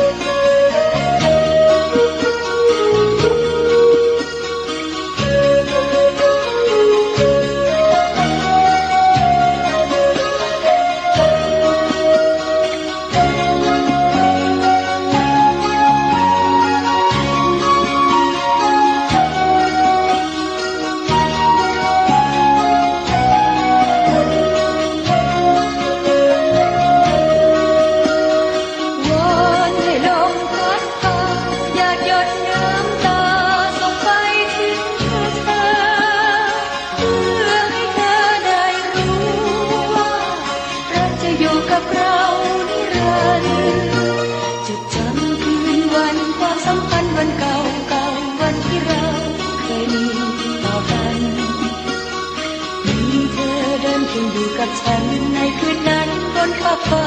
ประดับไปด้วยดาวเราต่างคนต่างแทนความรักด้วยจำนวนของดาวมากมายฉันขาดเธอขาดคนช่วยมานับดาวแล้วฉันจะอยู่ไปเพื่อใครฉันขาดเธอขาดคนช่วยมานับดาวแล้วฉันจะอยู่ไปเพื่อใคร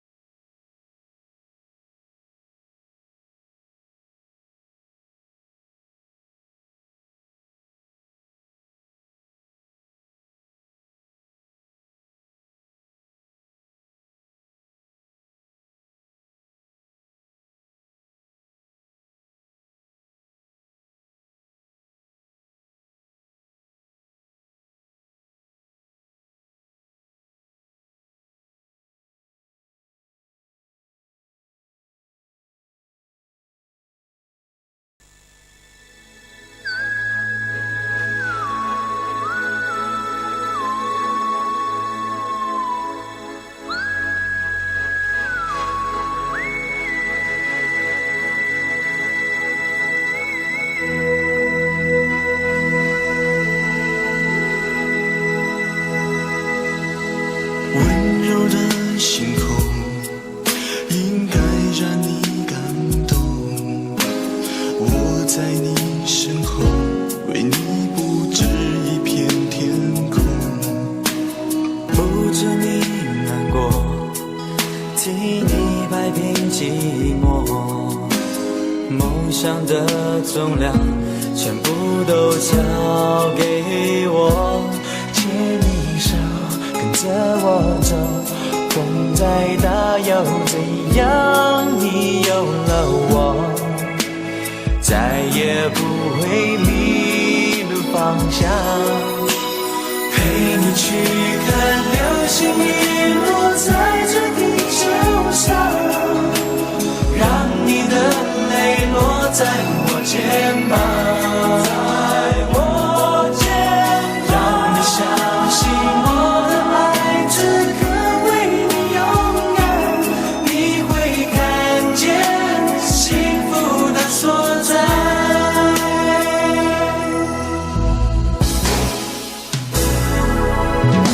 伤感若太多，心丢给我保护，疲倦的烟火我会替你都赶走，灿烂的言语只能点缀感情，如果我沉默，因为我真的爱你，牵你手跟着我走，风再大又怎样，你有了我，再也不会迷路方向，陪你去看流星雨落在这地球上，让你的泪落在我肩膀，让你相信我的爱此刻为你勇敢，你会看见幸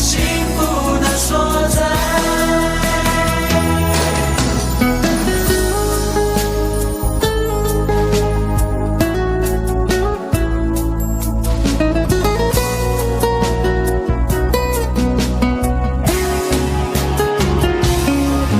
雨和云渐渐散开，洒下一片温暖，我要分享你眼中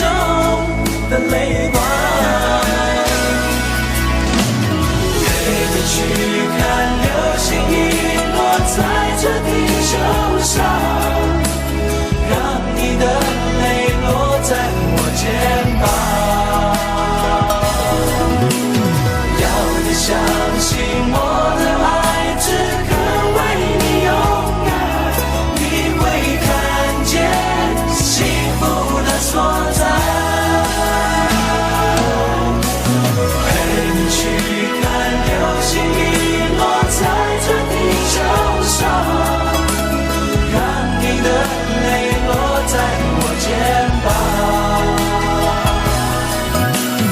要你相信我的爱此刻为你勇敢，你会看见幸福的所在，你会看见幸福的所在。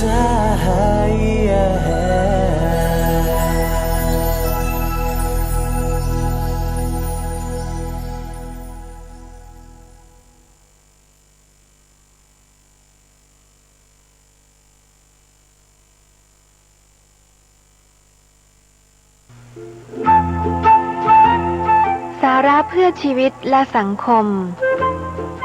ท่านผู้ฟังคะ อดีตนายกรัฐมนตรีชาติชายชุนหวันเคยกล่าวไว้ว่า ก่อนจะพูดเราเป็นนายคำพูด แต่เมื่อพูดออกไปแล้วคำพูดจะเป็นนายเราทันที เป็นสิ่งที่น่าคิดและน่าปฏิบัติตามเป็นอย่างยิ่งนะคะ เพราะสิ่งที่พูดออกไปนั้นจะเป็นเสมือนตัวแทนความคิด ทัศนคติและอะไรอีกหลายอย่างเกี่ยวกับตัวคนพูดเอง ขณะเดียวกันเราก็ต้องรับผิดชอบในสิ่งที่ได้พูดไปแล้วด้วย ไม่เช่นนั้นก็จะเป็นเหมือนกับนิทานเรื่องเด็กเลี้ยงแกะ ซึ่งจะไม่มีใครเชื่อถือคำพูดของเขาอีกต่อไป คิด ก่อนพูดและคิดก่อนทำเสมอนะคะ ด้วยความปรารถนาดีจาก FM 104.50 เมกะเฮิรตซ์ วัดฝายหิน สวัสดีค่ะ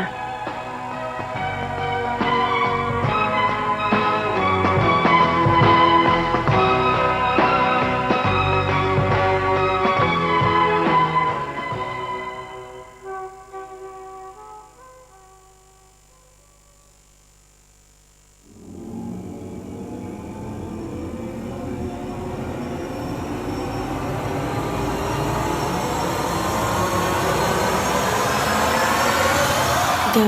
เฮียน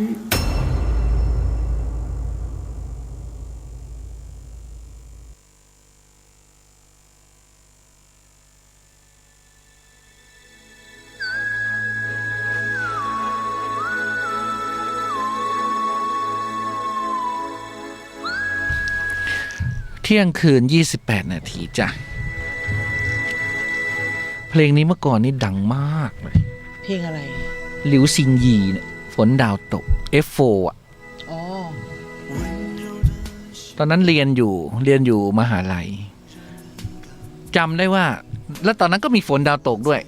ต้องไปดูกันที่มืดๆอ่ะ ต้องไปดูกันที่700 ปีฉันไปดูนู่นสลวงนู่นอ่ะ อันนี้ไปนอน700 ปีไปนอนกันทุกคนเยอะมาก ฝนตกไอ้ดาวแวบเข้ามาทีก็ขอให้เราสงบสุขขอให้เราสงบตอนนั้นมีโฆษณาไงเวลาดาวตกเวลาเห็นดาวตกต้องขออธิษฐาน คือตอนนั้นเราก็ไม่รู้ว่าเราตื่นตาตื่นใจหรืออะไรก็ไม่รู้นะพากันไปเนาะ หลุยซิงยีแล้วก็คนเยอะมาก ไปนอนกันนอนดูดาวตกมาทีก็เย็น ถ้าหนังเรื่องนี้ออกคือลดโล่งอ่ะประมาณเขาทรายโชกอ่ะลดโล่งโอ้สมัยก่อนนี่ติดมากแล้วมันมีอะไรอีกที่ลดโล่งอ่ะแดจังกึมก็ลดโล่งนะคนติดกันโอ้แดจังกึมนี่คนติดมันมีไม่กี่อย่างอะที่ลดทำให้ลดโล่งนะเพราะคนอยู่หอกันหมดเลยใช่แล้วก็เรื่องนี้อีกเรื่องนึงหนังล่าสุดอะไรฉันจะไปดูได้ไงล่ะอะไรแต่เดี๋ยวนี้มันมี YouTube มันดิจิตอลมันดูตอนไหนก็ได้ไงที่ฮิตกันเจ้าเขามารีรันใช่ไหมไม่ใช่เวตอนนั้นที่เจ้ารีรันไม่ใช่ตอนที่ออกกันนะใช่ขนาดเราขายของแล้วฉันยังอยากจะกลับแต่มันสนุกจริงใช่เจ้านี่แบบสุดยอดนะเจ้านี่เป็นอะไรที่ถนนโล่งนะใช่หลังไมค์เราก็คุยกันบางเรื่องนะอาจจะออกหน้าไมค์ไปบ้างออกอากาศไม่ได้ยินคนฟังทางวิทยุไม่ได้ยินใช่แต่คนฟังไลฟ์สดเรานี่ได้ยินหมดแล้วก็มีไม่กี่คน สวัสดีเจ้าพัชรีเรื่องรู้ความลับเราหมดแหละก็คือเราก็ลืมไงมัวแต่เมาส์มอยลืมไปว่าไลฟ์สดอยู่ก็มันต้องตำนานก่อนใช่ไหมข้ามตำนานไปได้ไหมฉันไม่มีตำนานอะไรวันนี้ฉันเตรียมตัวไม่ทันบุพเพสันนิวาสเพื่อนพิมพ์มาแล้วเจ้าไม่ได้จัดนานตำนานหายหมดนะก็เอาได้ไงสบายดีไหมจ๊ะถ้าพูดถึงผีจีนเราจะต้องนึกถึงผีกระโดดดึงกันนะกระดึงกองกอยอะผีกองกอยแต่จริงๆผีกองกอยไทยมีนะผีกองกอยไทยเนี่ยมันจะเป็นผีตัวเล็กๆมีขนยาวและมีขาเดียวถ้าไปในป่าแล้วเห็นรอยเท้าข้างเดียวเนี่ยให้รู้เลยว่าผีกองกอยแถวนี้มีผีกองกอยแต่พอไอหนังจีนเขาไปทำกระโดดดึงเนี่ยเขาก็เลยเรียกอีผีจีนนี้ด้วยว่าผีกองกอยแต่ว่าภาษาจีนเขาใช้คำว่าเจียงซือนั้นเป็นตำนานผีดิบจีนสมัยราชวงศ์ชิงนะหิวก็แวะไปกินสิมันจะต้องใส่ชุดนี้ชุดอื่นไม่มีนะผีกองกอยไม่ใส่ชุดอื่นแล้วก็จะมียันแปะหน้าผากมันต้องใส่ชุดขุนนางเนี่ยใช่ไหมหนิง เจียงซือภาษาจีนแปลว่าซากศพหรือผีดิบนั่นเองเจียงซือเชื่อว่าเป็นผีดิบที่ไม่เน่าเปื่อยตอนกลางวันก็จะนอนหลับอยู่ในโลงเหมือนผีดิบนะพอพระอาทิตย์ตกก็ออกมาหากินดูดเลือดมันชอบดูดเลือดนะวิธีการป้องกันผีเจียงซือเนี่ย คิดถึงเหมือนกัน ก็ต้องโปรยเมล็ดพืชและข้าวไว้ตามทางเดินหรือหลังคาบ้าน เพราะว่าพอผีนี่มันกระโดดก้องมาเจอเมล็ดข้าวเนี่ย มันก็จะนั่งนับถ่วงเวลามันโปรยไว้เยอะๆมันก็จะนั่งนับไปเจียงซือนั้นมีที่มาจากการนำศพคนตายกลับบ้านนะหรือว่าเรียกว่าส่งศพพันลี้มีตำนานกล่าวว่าชาวจีนเชื่อว่าเมื่อมีคนตายศพนั้นก็จะถูกฝังที่บ้านเกิดไม่ว่าคุณจะไปตายที่ไหนเขาก็ต้องเอาคุณเนี่ยไปที่บ้านเกิดของคุณเพราะฉะนั้นมีตำนานกล่าวว่าชาวจีนก็จะต้องมีพิธีกรรมคือทำยังไงมันพอตายแล้วใช่ไหมแต่ต้องกลับบ้านเกิดอะรถก็ไม่มีไงเขาก็เอาผีเนี่ยกลับถ้าผีแต่เขาเดินได้นะก็คือเขาก็จะมีนักบวชนำไงเขาก็จะโปรยยันไปใช่ไหมแล้วเขาก็จะมีมีดมีกระดิ่งใช่ไหมใช่แล้วก็สั่นกระดิ่งเขาก็จะกระโดดดึงเขาบอกว่าตามจังหวะกระดิ่งมันเป็นเรื่องจริงนะตู้ที่เขาเอาคนจีนเอาผีที่แบบตายไปแล้วเอามาเดินกลับบ้านแต่จริงๆแล้วเนี่ยมันเขาเอาไม้ไผ่สอดไว้แล้วเขาก็หามไปแล้วมันก็เลยเหมือนกับผีเนี่ยมันเดินได้แต่จริงๆเนี่ยเขามีไม้ไผ่อยู่แต่มันเป็นการลำเลียงศพไงลำเลียงศพไปนะเขาก็เลยเรียกว่าผีดิบผีเจียงสื่อนะเนี่ยสมัยก่อนมีจริงๆนะพากลับจริงๆด้วยก็ไปฝังที่บ้านเกิดเมืองนอนอย่างละออก็ต้องไปฝังนู่นสมุทรปราการใช่ไหมปอยอยู่กรุงเทพมาเป็นปีแล้วหนิงนั่นมันตกงานไหมมันโดนโควิดไหมไม่ทำงานอยู่ AAS รวยเหมือนเดิมเหรอก็เลี้ยงลูกเลี้ยงลูก เลี้ยงพ่อเลี้ยงแม่มันได้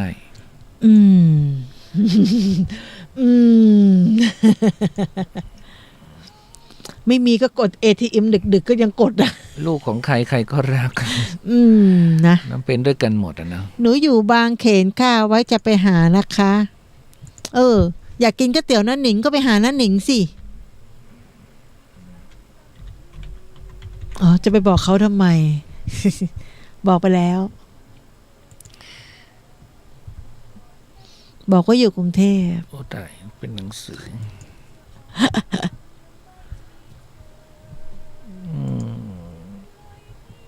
เราไปดูสถานที่อะไรสถานที่สุดหลอนในเกาะฮ่องกงเล่าไปก็ไม่มีใครรู้จักกันนะ6 ที่นะก็เกาะฮ่องกงก็มีคนอยู่ประมาณ7 ล้านคนนะก็ถือว่าเยอะทีเดียวฮ่องกงเนี่ยคนไทยก็ไปช้อปปิ้งกันแต่หารู้ไหมว่าที่หลอนๆเขาก็มีนะอย่างในปี 1984 เกิดเชื้อการโรคระบาดหนักในอาณาเขตฮ่องกงเนี่ยก็ฆ่าชีวิตประชาชนไปนับพันคนไม่ทันแล้วเนาะซึ่งมีจุดที่มีผู้เสียชีวิตมากที่สุดก็คือย่านโผเห่งพงโผเห่งฟงโผเห่งฟงซึ่งแทบจะไม่น่าเชื่อว่าณตอนนี้มันก็เลยกลายเป็นสีสันมีความชิคมีฮิปสเตอร์อะไรไปมีร้านชิลๆกาแฟแกลเลอรี่นะแต่ว่าจุดที่ผู้คนพบเห็นสิ่งแปลกประหลาดที่สุดก็คือที่ Black Garden เป็นสวนสาธารณะแห่งแรกของเกาะฮ่องกงนั่นเองโดยมักจะพบเด็กสวมชุดกี่เผาโบราณแล้วก็ออกมาวิ่งเล่นยามค่ำคืนไม่มีใครฟังหรอกโดยไม่มีปรากฏว่ามีผู้ปกครองมาด้วยนะก็คือย่านโผหิงฟงนี่นะก็คือมีการเสียชีวิตเกิดขึ้นโอ้ยอยากไปเที่ยวอ่ะอยากไปเที่ยวฮ่องกงเมื่อไหร่เขาจะให้ฉันไปเนี่ยแล้ววันนั้นที่ตู้ไปเที่ยวร้านอาหารนั้นร้านอะไรอ่ะสวยจังเลยร้านไหนวะก็ที่ไปชัยปราการอ่ะชัยปราการก็ไปนั่งกินข้าวอ๋อมันอยู่แม่แตงนี่เองร้านบ้านสวนโอ้ยเขาจัดสวนสวยเขาก็เลยบวกค่าจัดสวนเข้าไปในอาหาร นิดหน่อยเหรอ นี่อาคารนี้ชิปสตรีทนำกูอาคารน่ากลัวมากดูแค่มองเข้าไปก็น่ากลัวเมอรี่เฮาส์นะอดีตลานประหารในช่วงสงครามโลกครั้งที่2เชื่อกันว่าประหารชาวฮ่องกงไปไม่น้อยแล้วก็ถูกทรมานประมาณ 4,000 คนแล้วก็ถูกฆ่าที่นี่มากมายทีเดียวนะก็ทำให้บางทีก็วิญญาณก็เครียดแค้นไงก็เลยทางรัฐบาลฮ่องกงก็ไม่รู้จะทำยังไงก็เลยต้องทำพิธีส่งวิญญาณสู่สุคติบ่อยครั้งนะก็เหมือนที่โค้งอะไรมรณะอะไรนะเขาก็ทำเรื่อยๆนะเดี๋ยวนี้ไม่ได้ยินนะเนี่ยเดี๋ยวนี้ไม่ได้ยินว่าทำมันนะมาเลยเอาละโควิดหายที่ไหนก็มีผีทั้งนั้นแหละจะไปแอลเนี่ยมาเลยคนไทยตายก็เป็นผีไทยคนจีนตายก็เป็นผีจีนกันใครตายก็เป็นผีหมดเลยคันนี้ว่าผีจีนผีเจ๊กผีไทยผีอินเดียเป็นผีหมดไปฟังเรื่องหลอนจากคุณละออเป็นเรื่องแรกที่คุณละออจะเล่าในปี2564นี้เรื่องแรกปีแรกวันแรกแต่ไม่ใช่วันสุดท้ายนะไม่เราไม่มีวันสุดท้ายที่นี่ไม่มีเราวันแรกตลอดใช่เราหายไปแล้วก็กลับมาแล้วก็เป็นวันแรก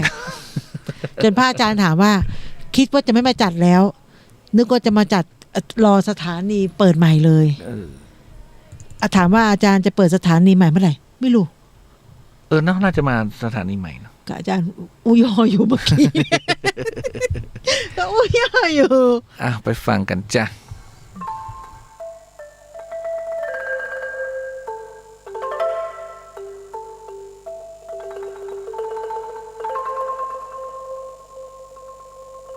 รายการนี้ไม่เหมาะกับเด็กอายุต่ำกว่า15 ปีหรือผู้ที่กำลังตั้งท้องอ่อนๆและง่วงเหงาหาวนอนอยู่เสมอเพราะเดี๋ยวเธอจะไม่รู้เรื่อง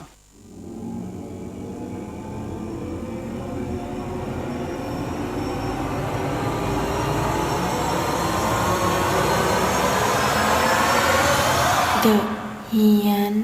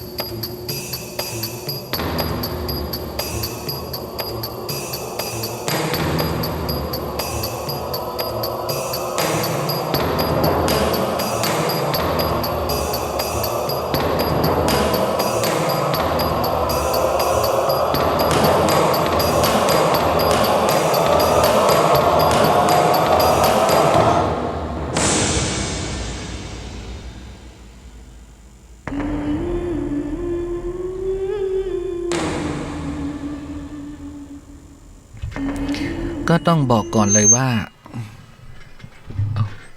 ลำโพงมันหันมาเนี่ยมันต้องหันไปทางอื่นหรือลีหน่อยมันดังไปไม่หอนแล้วนะทีเมื่อกี้ไม่เคยเข้าหูไม่เคยได้ยินเสียงตัวเองทีตอนนี้ดังจะจบรายการแล้ว ก็ดีก็จะได้เล่าเรื่องหลอนแบบเสียงนุ่มทุ้มลึกนะตะกี้ฟังอะไรก็ไม่รู้ดีแหละที่ไม่ไลฟ์สดตอนนั้น ไมค์ก็ดังก็ต้องฟังหูไว้หูเนาะแล้วก็ต้องคอยเตือนกันว่าอย่าเชื่อเนาะให้ฟังเป็นนิทานให้ฟังแล้วก็เอาไปประกอบกับสิ่งที่คุณอาจจะรู้มาคือระดับการรู้เรื่องผีแต่ละคนเนี่ยมันไม่เหมือนกันนะบางคนก็อาจจะรู้ลึกซึ้งบางคนรู้แล้วไม่พูดก็มีคนบางคนนี่เห็นแบบไม่รู้เรื่องนะรู้ยิ่งกว่าอะไรก็มีนะเป็นตุเป็นตะแต่บางคนเจอปุ๊บเขาก็จะนิ่งๆไม่พูดแต่บางคนเห็นนิดเดียวพูดซะแบบบางคนเห็นใบไม้ไหวผีอย่างเงี้ยอย่างเงี้ยแต่งเรื่องคือระดับแต่ละคนมันไม่เหมือนกันแต่งเรื่องได้เป็นเรื่องนะแต่คนที่ฉันอยากเจอตอนนี้ใครเมื่อก่อนนี่อยากเจอเลนนี่เนาะแต่นี่ไม่อยากเจอละไม่อยากนี่ก็ตอนนี้อยากเจอหมอบีโอ้ใช่อยากเจอหมอบีมากใช่หมอบีเนาะใช่ไม่ใช่อยากเจออะไรเขาหล่อดีเขาหน้าเขาดูเกาหลีนะหน้าเขาดูเกาหลีเดี๋ยวตัดผมใหม่น่ารักเชียวนะหน้าเขาดูเกาหลีแล้วเขาไม่ได้รู้จักใครเขาจัดรายการอยู่ในห้องส่งแต่คุยกับคนทางบ้านรู้เรื่องเขาเป๊ะหมดใช่บอกชื่อได้เป็นอย่าง ไม่เคยรู้จักการโทรเข้ามาคนข้างกายชื่ออะไรนามสกุลอะไรเลี้ยงแมวชื่ออะไรรู้หมดเลยแมวคุณลูกชื่ออะไรเรียนที่ไหนใส่เสื้อสีอะไรรู้หมดแมวหมาก็รู้เอากระดูกไปไว้ตรงไหนบนหลังตู้นั่งอยู่ในห้องส่งทอดทิ้งหรือเปล่าอะไรได้หมดเราก็อยากโทรเข้าไปเหมือนกันน่ะไม่ต้องโทรเธอโทรแล้วก็บอกว่ามีพระรูปหนึ่งอยู่วัดฝายหินอยากเจอหมอบีมากหมอบีก็จะบอกว่าทำบุญให้พระบาทน้ำพุ ใช่ไหมเขาช่วยพระบาทน้ำพุใช่ไหมใช่อย่างเงี้ยคือเข้าไปก็คือมันต้องมีเรื่องที่ทุกข์หรือนั่นจริงๆนะหมอบีถึงจะนั่นเรามันเรื่อยๆเปื่อยๆเรามันผ่านความทุกข์ไปหมดแล้วเขาก็คงจะดูว่าไม่มีอะไรตื่นเต้นแล้วชีวิตเราที่เดี๋ยวผมขอไปช่วยคนอื่นก่อนนี่ฉันยังถ้าถูกรางวัลที่1ยังจะเฉยๆอยู่นะ อาจจะเฉยๆก็อาจจะไม่ได้ตื่นเต้นอะไรอย่างเงี้ยอ๋อถึงเวลานั้นก่อนคือตอนนี้ละออก็เลื่อยเปื่อยคือนั่งปวดท้องของเข้าตัวเหรอปวดท้องกระเพาะของเข้าตัวแล้วของเข้าตัวเขาไม่มีอะไรจะเข้าแล้วแต่วันก่อนนี่เราไปกันที่พระอาจารย์ที่ชัยประการมีรูปหนึ่งก็ใช้ได้ทีเดียวอยากไปอยากใช้ได้ทีเดียวรอโอกาสก่อนใครสนใจก็มาถามไทยละออได้GPS พาท่านไปได้ไม่ก็เขาเบื่อบางคนเขาสนใจไงเราก็จะบอกว่าพระอาจารย์นี้ชื่อนี้เบอร์นี้อยู่ตรงสำนักนี้อะไรอย่างเงี้ยเรายังไม่รู้เลยนะคะเดี๋ยวเขาก็มาถามเธอเองเบอร์อะไรก็ยังไม่รู้เดี๋ยววันมาค่าเดี๋ยวเขาก็มาถามเธอตึมวันมาคัดเดี๋ยวประชาสัมพันธ์ให้เลยก็คือเขาก็จะทำอโหสิกรรมกันเนาะใช่ใครทำตัวนุกกับคุณเลียวค่ะเพราะคุณเลียวเขาตัวนุกเขารู้เรื่องเนี่ยเขารู้คิงรู้หาอย่างก็ไม่เข้าใจว่าทำไมเลียวไม่บอกตัวนุกเองพี่ละออไปบอกตัวนุกด้วยนะอโหสิกรรมฉันรู้ไหมไม่รู้ก็ต้องรู้ก็ทำไมคุณไม่ยกโทรศัพท์แล้วไปบอกหรือว่าไปนิมนต์ตัวนุกก็พี่ละออก็มาบอกตัวนุกด้วยแล้วก็ที่ธรรมสถานของเราก็มีการบูรณะเนาะมีการบูรณะกันเกิดขึ้นที่ลานโพของเราเนี่ยก็คือลานโพเนี่ยมีหลายคนที่เขามีเซนส์เนี่ยเขาก็มักจะมาบอกตุนุกเสมอว่าให้ทำความสะอาดนะให้ทำอย่าให้รกนะหรือว่ามาทำกิจกรรมที่ลานโพอะไรอย่างเงี้ยซึ่งหลายครั้งหลายหนเนี่ยเขาก็เห็นว่าลานโพเนี่ยมันจะมีอะไรแปลกๆนะหรือมีครั้งหนึ่งที่ ทำพิธีอโหสิกรรมแล้วมีคนหนึ่งเขาแหงนขึ้นไปบนต้นโพอ่ะอันนั้นปีแรกๆแล้วเขาเห็นว่ามีคนนั่งอยู่บนกิ่งโพก็มีอย่างเงี้ยละออเคยเห็นเป็นชุดขาวเดินจงกรมแต่เราเนี่ยไม่รู้เราไม่รู้เรื่องเราไม่รู้สึกอะไรทางใดๆทั้งนั้นแต่พอมีคนทักมากๆเราก็เห็นมันโลกเนาะเราก็เห็นมันละเกะละกะเราก็เลยไปบูรณะคนที่ทักก็คือแม่สีพันธุ์นั่นเนี่ยเขาก็ทักว่าตู้แม่พันธุ์เห็นนะอย่างที่ต้นโพเนี่ยมันเป็นอย่างใดอ่ะตู้จะต้องไปทำอย่างตรงนั้นน่ะแล้วตู้ก็ไปจุดอะไรตรงนั้นน่ะไฟลุกทั้งวันทั้งคืนน่ะฉันจะเผาขี้ผึ้งให้มันละลายก็มันก็ลุกทั้งวันทั้งคืนช่างมันให้มันถ้าจะเผาให้มันจะต้องเผาไม่งั้นมันเอาออกไม่ได้ไงก็ตกใจไม่เป็นไรเผาไปอย่างนั้นไฟลุกจุดบูชาเทพไปเราดูบูชาพระไปต้นไม้มันจะไหม้หมดเลยสิทีนี้ฉันก็เลยฮึดฮัดขึ้นมาอยากจะคือสมัยที่ต้นนุกอยู่ธรรมสถานอยู่ห้องสมุดเนี่ยเย็นมาต้นนุกก็กวาดเนาะต้นนุกก็กวาดต้นนุกก็ทำอะไรปกติไงทีนี้เรามีภารกิจอะไรมากขึ้นเราก็ไม่ค่อยได้ไปดูแลลานโพสักเท่าไหร่ทีนี้พอมีคนทักมากๆเราก็เลยว่าเมื่อก่อนเนี่ยเราสังฆทานที่ข้างบนไงแล้วก็ว่าน่าจะมาทำสังฆทานทำกิจกรรมตรงลานโพนี่ก็ดีเหมือนกันนะดูมีบรรยากาศที่ดีอะไรอย่างเงี้ยทีนี้เราก็เลยว่าจะต้องพัฒนาเนาะปรับปรุงบูรณะเนี่ยพอปรับปรุงบูรณะเนี่ยทีนี้มันไม่ใช่แค่ลานโพสิมันมีน้ำตกมันมีบ่อปลาใช่ไหมมันมีต้นไม้มันมีอะไรต่างๆมันก็เลยกลายเป็นเราก็ค่อยทำไปเนาะค่อยทำไปก็เอาเงินสังฆทานทิพย์เนี่ยมาปูตัวหนอนมั่งมานั่นนู่นนี่มั่งอะไรเงี้ยแล้วเราก็เห็นว่าเอาตกลงมัน50นะไม่ได้เล่าเรื่องหลอนแล้วนะไม่เล่าก็ได้ไม่ได้เล่าเถอะคือละออก็เขาจะว่าให้ละออก็จุกกันเดี๋ยวเรื่องนี้เดี๋ยวไม่พูดไปเลยพวกนี้ค่อยมาว่าใหม่พวกนี้ค่อยเล่าเรื่องหลอนมันเหลือ10 นาทีละออก็เนี่ยเอาเด็กแว้นตายแล้วไปไหนเนี่ยคือละออปวดท้องไงเอาก่อนเอาเดี๋ยวลานโพเอาแค่นี้ก่อนว่านี่เกินไว้อันนี้เป็นการตลาดไงการตลาดพูดกักไว้เดี๋ยวพวกนี้เขาไม่มาฟังเราบอกบุญด้วยแหละขออนุญาตเจ้าของเด็กแว้นนะก็ฟังหูไว้หูเชิญชวนมาบูชาด้วยเด้อเชิญชวนมาครับบูชาด้วยเด้อคุณเลียวเชิญชวนแล้วค่ะเคยได้ยินฉันชวนไหม เคยได้ยินฉันชวนใครไหมเขากำลังพูดคุณเลียวฟังอยู่ไงเขากำลังเชิญชวนว่าเราจะบูรณะลานโพกันแต่ทีนี้มันจะหมดเวลาแล้วเดี๋ยวเราไม่ได้เล่าจะเปลี่ยนเป็นเรื่องหลอนก็เลยว่าเดี๋ยวพรุ่งนี้คุยต่อ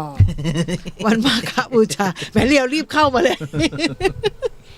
ละออก็บอกว่าพูดต่อให้จบสิละออก็ปวดท้องกระเพาะนะนั่งจุกอยู่เนี่ยเรื่องแรกเอาอะไรซะหน่อยเรื่องแรกของปี เดี๋ยวมาต่อก็ได้นะคะ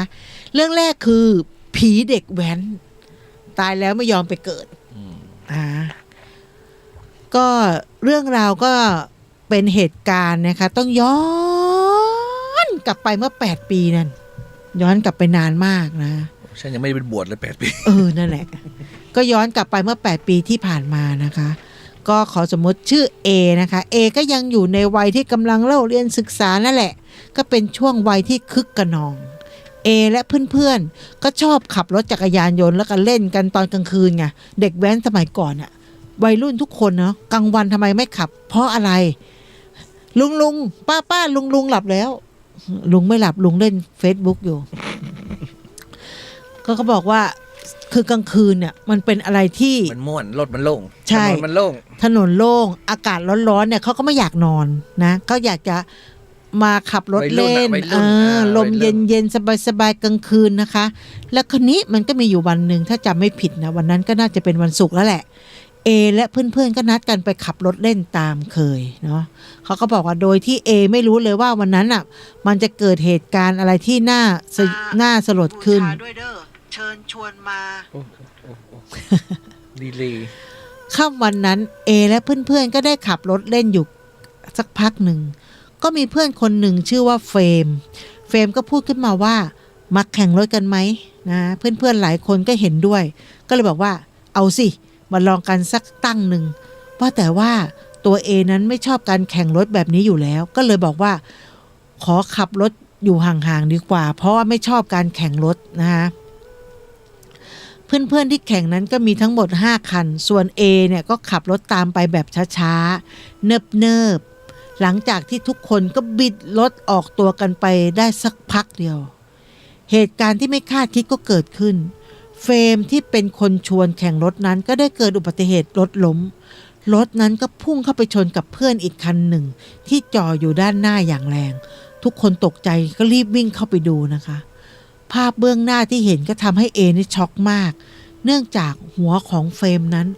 ซุกเข้าไปอยู่ติดอยู่ที่ล้อหลังของรถอีกคันหนึ่งที่ถูกชนหัวของเขายุบเข้าไปติดกับล้อรถของเอตกใจมากทำอะไรไม่ถูกทุกคนก็เลยช่วยกันดึงตัวของเฟรมออกมาปรากฏว่าหัวของเฟรมยุบเข้าไปเกือบครึ่งหนึ่งนะคะทุกคนจะสติแตกไม่รู้จะทำยังไงลงความเห็นว่าต้องรีบพาไปโรงพยาบาลให้เร็วที่สุดเอเป็นคนขับนะคะแล้วก็ให้เฟรมนั้นนั่งกลางนะคะโดยมีเพื่อนคนหนึ่งเนี่ยนั่งประกบไว้ด้านหลังประคองตัวเฟรมไม่ให้หล่นจากรถในระหว่างที่กำลังไปโรงพยาบาลนั้นเฟรมดูเหมือนว่าจะไม่รอดเนื่องจากศีรษะของเขานั้นยุบไปเกือบครึ่งแล้วก็มีเศษของมันสมองไหลมาติดที่หลังของเอด้วยเลือดสดๆก็นองเต็มหลังเสื้อของเอแขนของเขาก็ชักกระตุกเป็นบางช่วงพอไปถึงโรงพยาบาลทุกคนก็รีบพาเข้าห้องฉุกเฉินผ่านไปเกือบ10 นาทีแม่ของเฟรมก็มาหลังจากนั้นหมอก็ออกมาบอกที่หน้าห้องฉุกเฉินแล้วก็แจ้งว่าเฟรมนั้นได้เสียชีวิตแล้วคุณแม่ของเฟรมเสียใจมากคืนนั้นเอก็เลยชวนแม่เฟรมแล้วก็เก็บกวาดบ้านเพื่อจัดงานศพซึ่งเฟรมนั้นก็นับถือศาสนาคริสต์พอเอจัดการทุกอย่างเสร็จเรียบร้อยก็กลับบ้านเพื่อไปพักผ่อนพอถึงบ้านเอก็เห็นรถของตัวเองเต็มไปด้วยคราบเลือดเต็มทั้งคันเลยทีเดียวในขณะนั้นกำลังจะตี 3แล้วแต่เอตัดสินใจรีบล้างรถโดยด่วนเนื่องจากเอกลัวว่าตอนเช้านั้นพ่อแม่จะดุเอาแล้วก็จะถามว่าเกิดอะไรขึ้นพอล้างรถเสร็จก็รีบขึ้นนอนคืนนั้นก็ผ่านพ้นไปพอเช้าวันต่อมาพ่อกับแม่ก็รีบมาปลุกเอก็ถามว่าทำไมมีคราบเลือดเต็มรถแบบนี้เอก็ลงไปดูก็ตกใจมากเพราะเมื่อคืนก็นอนก็ได้ล้างรถล้างเลือดออกจนหมดแล้วก็ล้างเองกับมือด้วยแต่ทำไมเช้าวันนี้กลับมีคราบเลือดติดอยู่เหมือนเดิมเอข้องใจมากแต่ในใจก็คิดสงสัยเรื่องแบบนี้มันเกิดขึ้นได้ยังไงพอตอนกลางวันเอก็ไปคลุกอยู่ที่งานศพของเฟรมทั้งวันพอตกกลางคืนเอก็เข้าไปนอนที่บ้านเพื่อนที่สนิทกันคนหนึ่งเนื่องจากว่าไม่อยากนอนอยู่บ้านคนเดียวคืนนั้นเองในขณะที่เอกำลังนอนหลับอยู่จู่ๆหมามันก็หอนเอก็ได้ยินเสียงคนขับรถมอเตอร์ไซค์อย่างเร็วมากแล้วก็เบรกดังเอี๊ยดเอก็รีบเปิดหน้าต่างแล้วก็มองไปข้างหน้าบ้านก็ไม่เห็นมีใครสักคนสักพักเสียงแบบนั้นมันก็เกิดขึ้นอีกดังแบบนั้นทั้งคืนเอกับเพื่อนเจ้าของบ้านก็เลยคิดว่าเสียงที่ได้ยินนั้นคงไม่ใช่เสียงใครที่ไหนน่าจะเป็นเสียงของเฟรมนั่นเองเพราะตอนที่เฟรมยังมีชีวิตอยู่เฟรมชอบขับรถมาจอดที่หน้าบ้านเพื่อนคนนี้ในลักษณะที่ขับมาเร็วแล้วก็ชอบเบรกแล้วก็ลากล้อเสียงดังเอี๊ยดอยู่แบบนี้อยู่เสมอหลังจากงานศพของเฟรมเนี่ยเสร็จสิ้นลงไปนะทุกๆคนก็เลิกขับรถมอเตอร์ไซค์เล่นกันเลยเพราะว่ากลัวจะเกิดอุบัติเหตุแบบนี้เกิดขึ้นซ้ำแบบเป็นของเฟรมต่างคนต่างก็แยกย้ายกันไปเรียนหนังสือต่อและแล้ววันเวลาก็ได้ล่วงเลยผ่านพ้นไปแต่ก็ว่าเรื่องมันยังไม่จบแค่นี้นะคะเวลาล่วงเลยผ่านไปได้สัก4 ปีได้นับตั้งแต่วันนั้นเฟรมจาก ไปเอและเพื่อนๆก็ได้นัดกันมานั่งคุยสังสรรค์กันที่ร้านค้าแห่งหนึ่งหลังจากทานข้าวเสร็จร้านก็ปิดประมาณ 1:30 น.เอกับเพื่อนๆก็เลยไม่อยากกลับเพราะนานๆจะได้เจอกันสักทีก็เลยคิดว่าไปนั่งเล่นต่อข้างนอกดีกว่าคราวนี้ทุกคนก็เลยพากันไปนั่งเล่นที่หน้าโบสถ์แห่งหนึ่งซึ่งตั้งอยู่ใกล้ตัวจังหวัดนครพนมด้านหน้าของโบสถ์นั้นก็จะมีถนนกั้นไว้ก็จะมีลานที่เอาไว้นั่งเล่นชมวิวตรงนั้นก็จะเป็นเขาเรียกว่าฝั่งแม่น้ำโขงพอมองไปฝั่งตรงข้ามแม่น้ำก็จะเห็นฝั่งของลาววิวสวยมากส่วนด้านหลังของโบสถ์ก็จะเป็นสุสานซึ่งเอาไว้ฝังศพของคนที่นับถือศาสนาคริสต์และสุสานแห่งนี้ก็เป็นสุสานที่ใช้ฝังศพของเฟรมนั่นเองร่างของเฟรมก็ฝังอยู่ที่นี่4 ปีแล้วเอกับเพื่อนๆก็นั่งเล่นกันอยู่ได้สักพักหนึ่งก็มีเพื่อนคนหนึ่งที่ชื่อแนนก็ได้พูดขึ้นมาว่าจำเฟรมได้ไหมที่ตายไปเมื่อ4 ปีที่แล้วอะศพฝังอยู่ด้านหลังนี่เองทุกคนก็บอกว่าป่านเนี้ยเฟรมก็คงไปเกิดแล้วล่ะเพื่อนในกลุ่มรวมทั้งเอก็ต่างลงความเห็นแสดงความคิดเห็นว่าแนนก็พูดขึ้นมาอีกว่างั้นเราลองเข้าไปดูในสุสานไหมล่ะสุสานก็อยู่ตรงนี้นี่เองเผื่อจะได้รู้ว่าเฟรมเนี่ยไปเกิดแล้วหรือยังคนที่เห็นดีเห็นงามความคิดนี้ก็มีเพียงแค่เอกับแนนเท่านั้นชายหนุ่มทั้งสองก็เลยปีนรั้วเข้าไปในโบสถ์แล้วก็เดินอ้อมไปข้างหลังโบสถ์ซึ่งเป็นสุสานตรงนั้นมืดเปรี่ยวและวังเวงมากพอเดินเข้าไปใกล้กำลังจะถึงศาลาตรงที่ฝังเอก็สังเกตเห็นผู้ชายคนหนึ่งใส่เสื้อเชิ้ตสีแดงนั่งหันหลังให้กับเออยู่ตรงศาลาซึ่งอยู่ห่างจากเอประมาณสัก10 เมตรได้ตอนแรกเอก็คิดว่าตาฝาดก็เลยถอดแว่นออกมาเช็ดพอใส่แว่นกลับไปเท่านั้นแหละภาพที่เห็นอยู่ตรงหน้าเอแทบช็อกเพราะตอนนั้นผู้ชายคนนั้นมายืนอยู่ตรงหน้าเอแล้วแต่สภาพที่เห็นคือก็เหมือนคนปกติทั่วไปนั่นแหละเพียงแต่หน้าตาดูซีดและขาวมากชายคนนั้นก็มายืนอยู่ตรงเบื้องหน้าของเอห่างกันไม่ถึงเมตรเอจำได้ว่านั่นคือเฟรมเพื่อนของเขานั่นเองเพราะตอนที่เฟรมโดนฝังนั้นเฟรมใส่เสื้อสีแดงกางเกงยีนซึ่งเป็นชุดโปรดของเขาตัวเอนั้นเองก้าวขาไม่ออกพอตั้งสติได้ก็วิ่งกลับไปรวมกลุ่มกับเพื่อนที่นั่งเล่นกันอยู่หน้าโบสถ์เพื่อนที่อยู่หน้าโบสถ์ก็เลยถามว่าเฮ้ยเกิดอะไรขึ้นวะเอก็เลยบอกว่าเจอผีแล้วก็เพื่อนๆก็เลยถามว่าอ้าวแล้วไอ้แนนน่ะไปด้วยกันมันหายไปไหนแต่ในวินาทีนั้นเอกลัวจนพูดอะไรไม่ถูกได้แต่นั่งร้องไห้เพื่อนทั้งกลุ่มก็เลยพากันปีนเข้าไปในสุสานเพื่อไปตามหาแนนสักพักเท่านั้นเอก็ได้เห็นพวกเพื่อนๆกลับออกมาพร้อมกับช่วยกันอุ้มแนนออกมาเพื่อนก็เลยบอกว่าไอ้แนนมันเจอดีมันเป็นลมนอนหมดสติอยู่หน้าศาลาหลังจากปลุกแนนจนได้สติแล้วเอก็ยังช็อกไม่หายก็ยังไม่พูดคุยกับใครหลังจากนั้นก็ได้แยกย้ายกันกลับบ้าน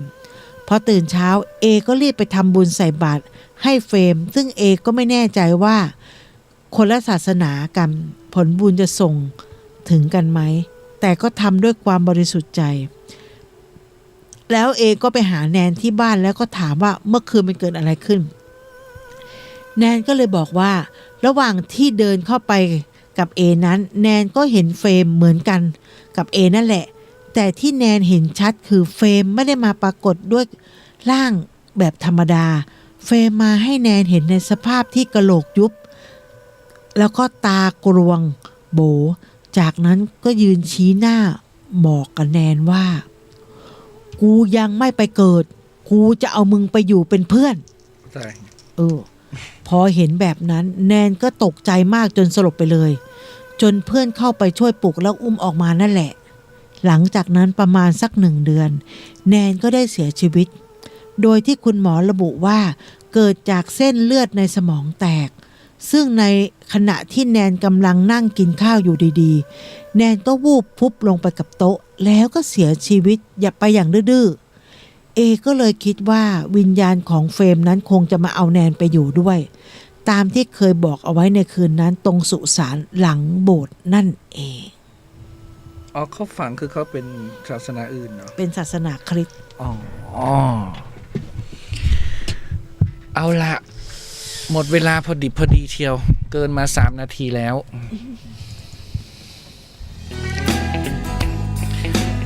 ก็เราพบกันวันนี้ก็ยังถือว่าเป็นปีใหม่อยู่แต่เป็นปีใหม่จีนเป็นวันแห่งความรักด้วยเดือนแห่งความรักไงวันอาทิตย์นี่ก็จะเป็นวัน14วาเลนไทน์งงเลยพรุ่งนี้เรามันก็ไม่มีความรักมานานแล้วเลยจำไม่ได้พรุ่งนี้เราก็จะมาคุยเรื่องความรักด้วยเราไม่จำเป็นต้องรักคนรักก็ได้พ่อแม่เราก็มีญาติพี่น้องครูบาอาจารย์ได้หมดรักคนข้างบ้านได้อันนั้นคุณเลียว รักครอบครัวรักกันไว้คนไทยเนาะใช่ครอบครัวกันอื่นลุงป้ารักให้หมดนะคะก็ปีใหม่จีนแล้วปีใหม่ไทยแล้วปีใหม่จีนแล้วเนาะก็ขอให้ทุกท่านนะมีความสุขมีความเจริญคิดสิ่งใดก็ขอให้สมความมุ่งมั่นปรารถนาให้มีความแคล้วคลาดปลอดภัยจากภัยพิบัติต่างๆนานาไม่ว่าจะเป็นโรคภัยต่างๆที่เกิดขึ้นพร้อมทั้งที่ภัยความยากจนที่เกิดขึ้น ภัยความไม่สนุกสนานนะตามบรรยากาศเนาะไทยจะไปไหนก็ไม่ได้ไปเที่ยวไหนก็ไม่ได้เที่ยวเงี้ยเนาะก็ขอให้ผ่านพ้นไปด้วยดีเดี๋ยวมันก็จะผ่านไปนะท่านผู้ฟังเพราะว่าอาตมานี่นะอาตมาเนี่ยเห็นดวงประเทศดวงโลกแล้วเราเห็นดวงแล้วว่าปี65ทุกอย่างจะคลี่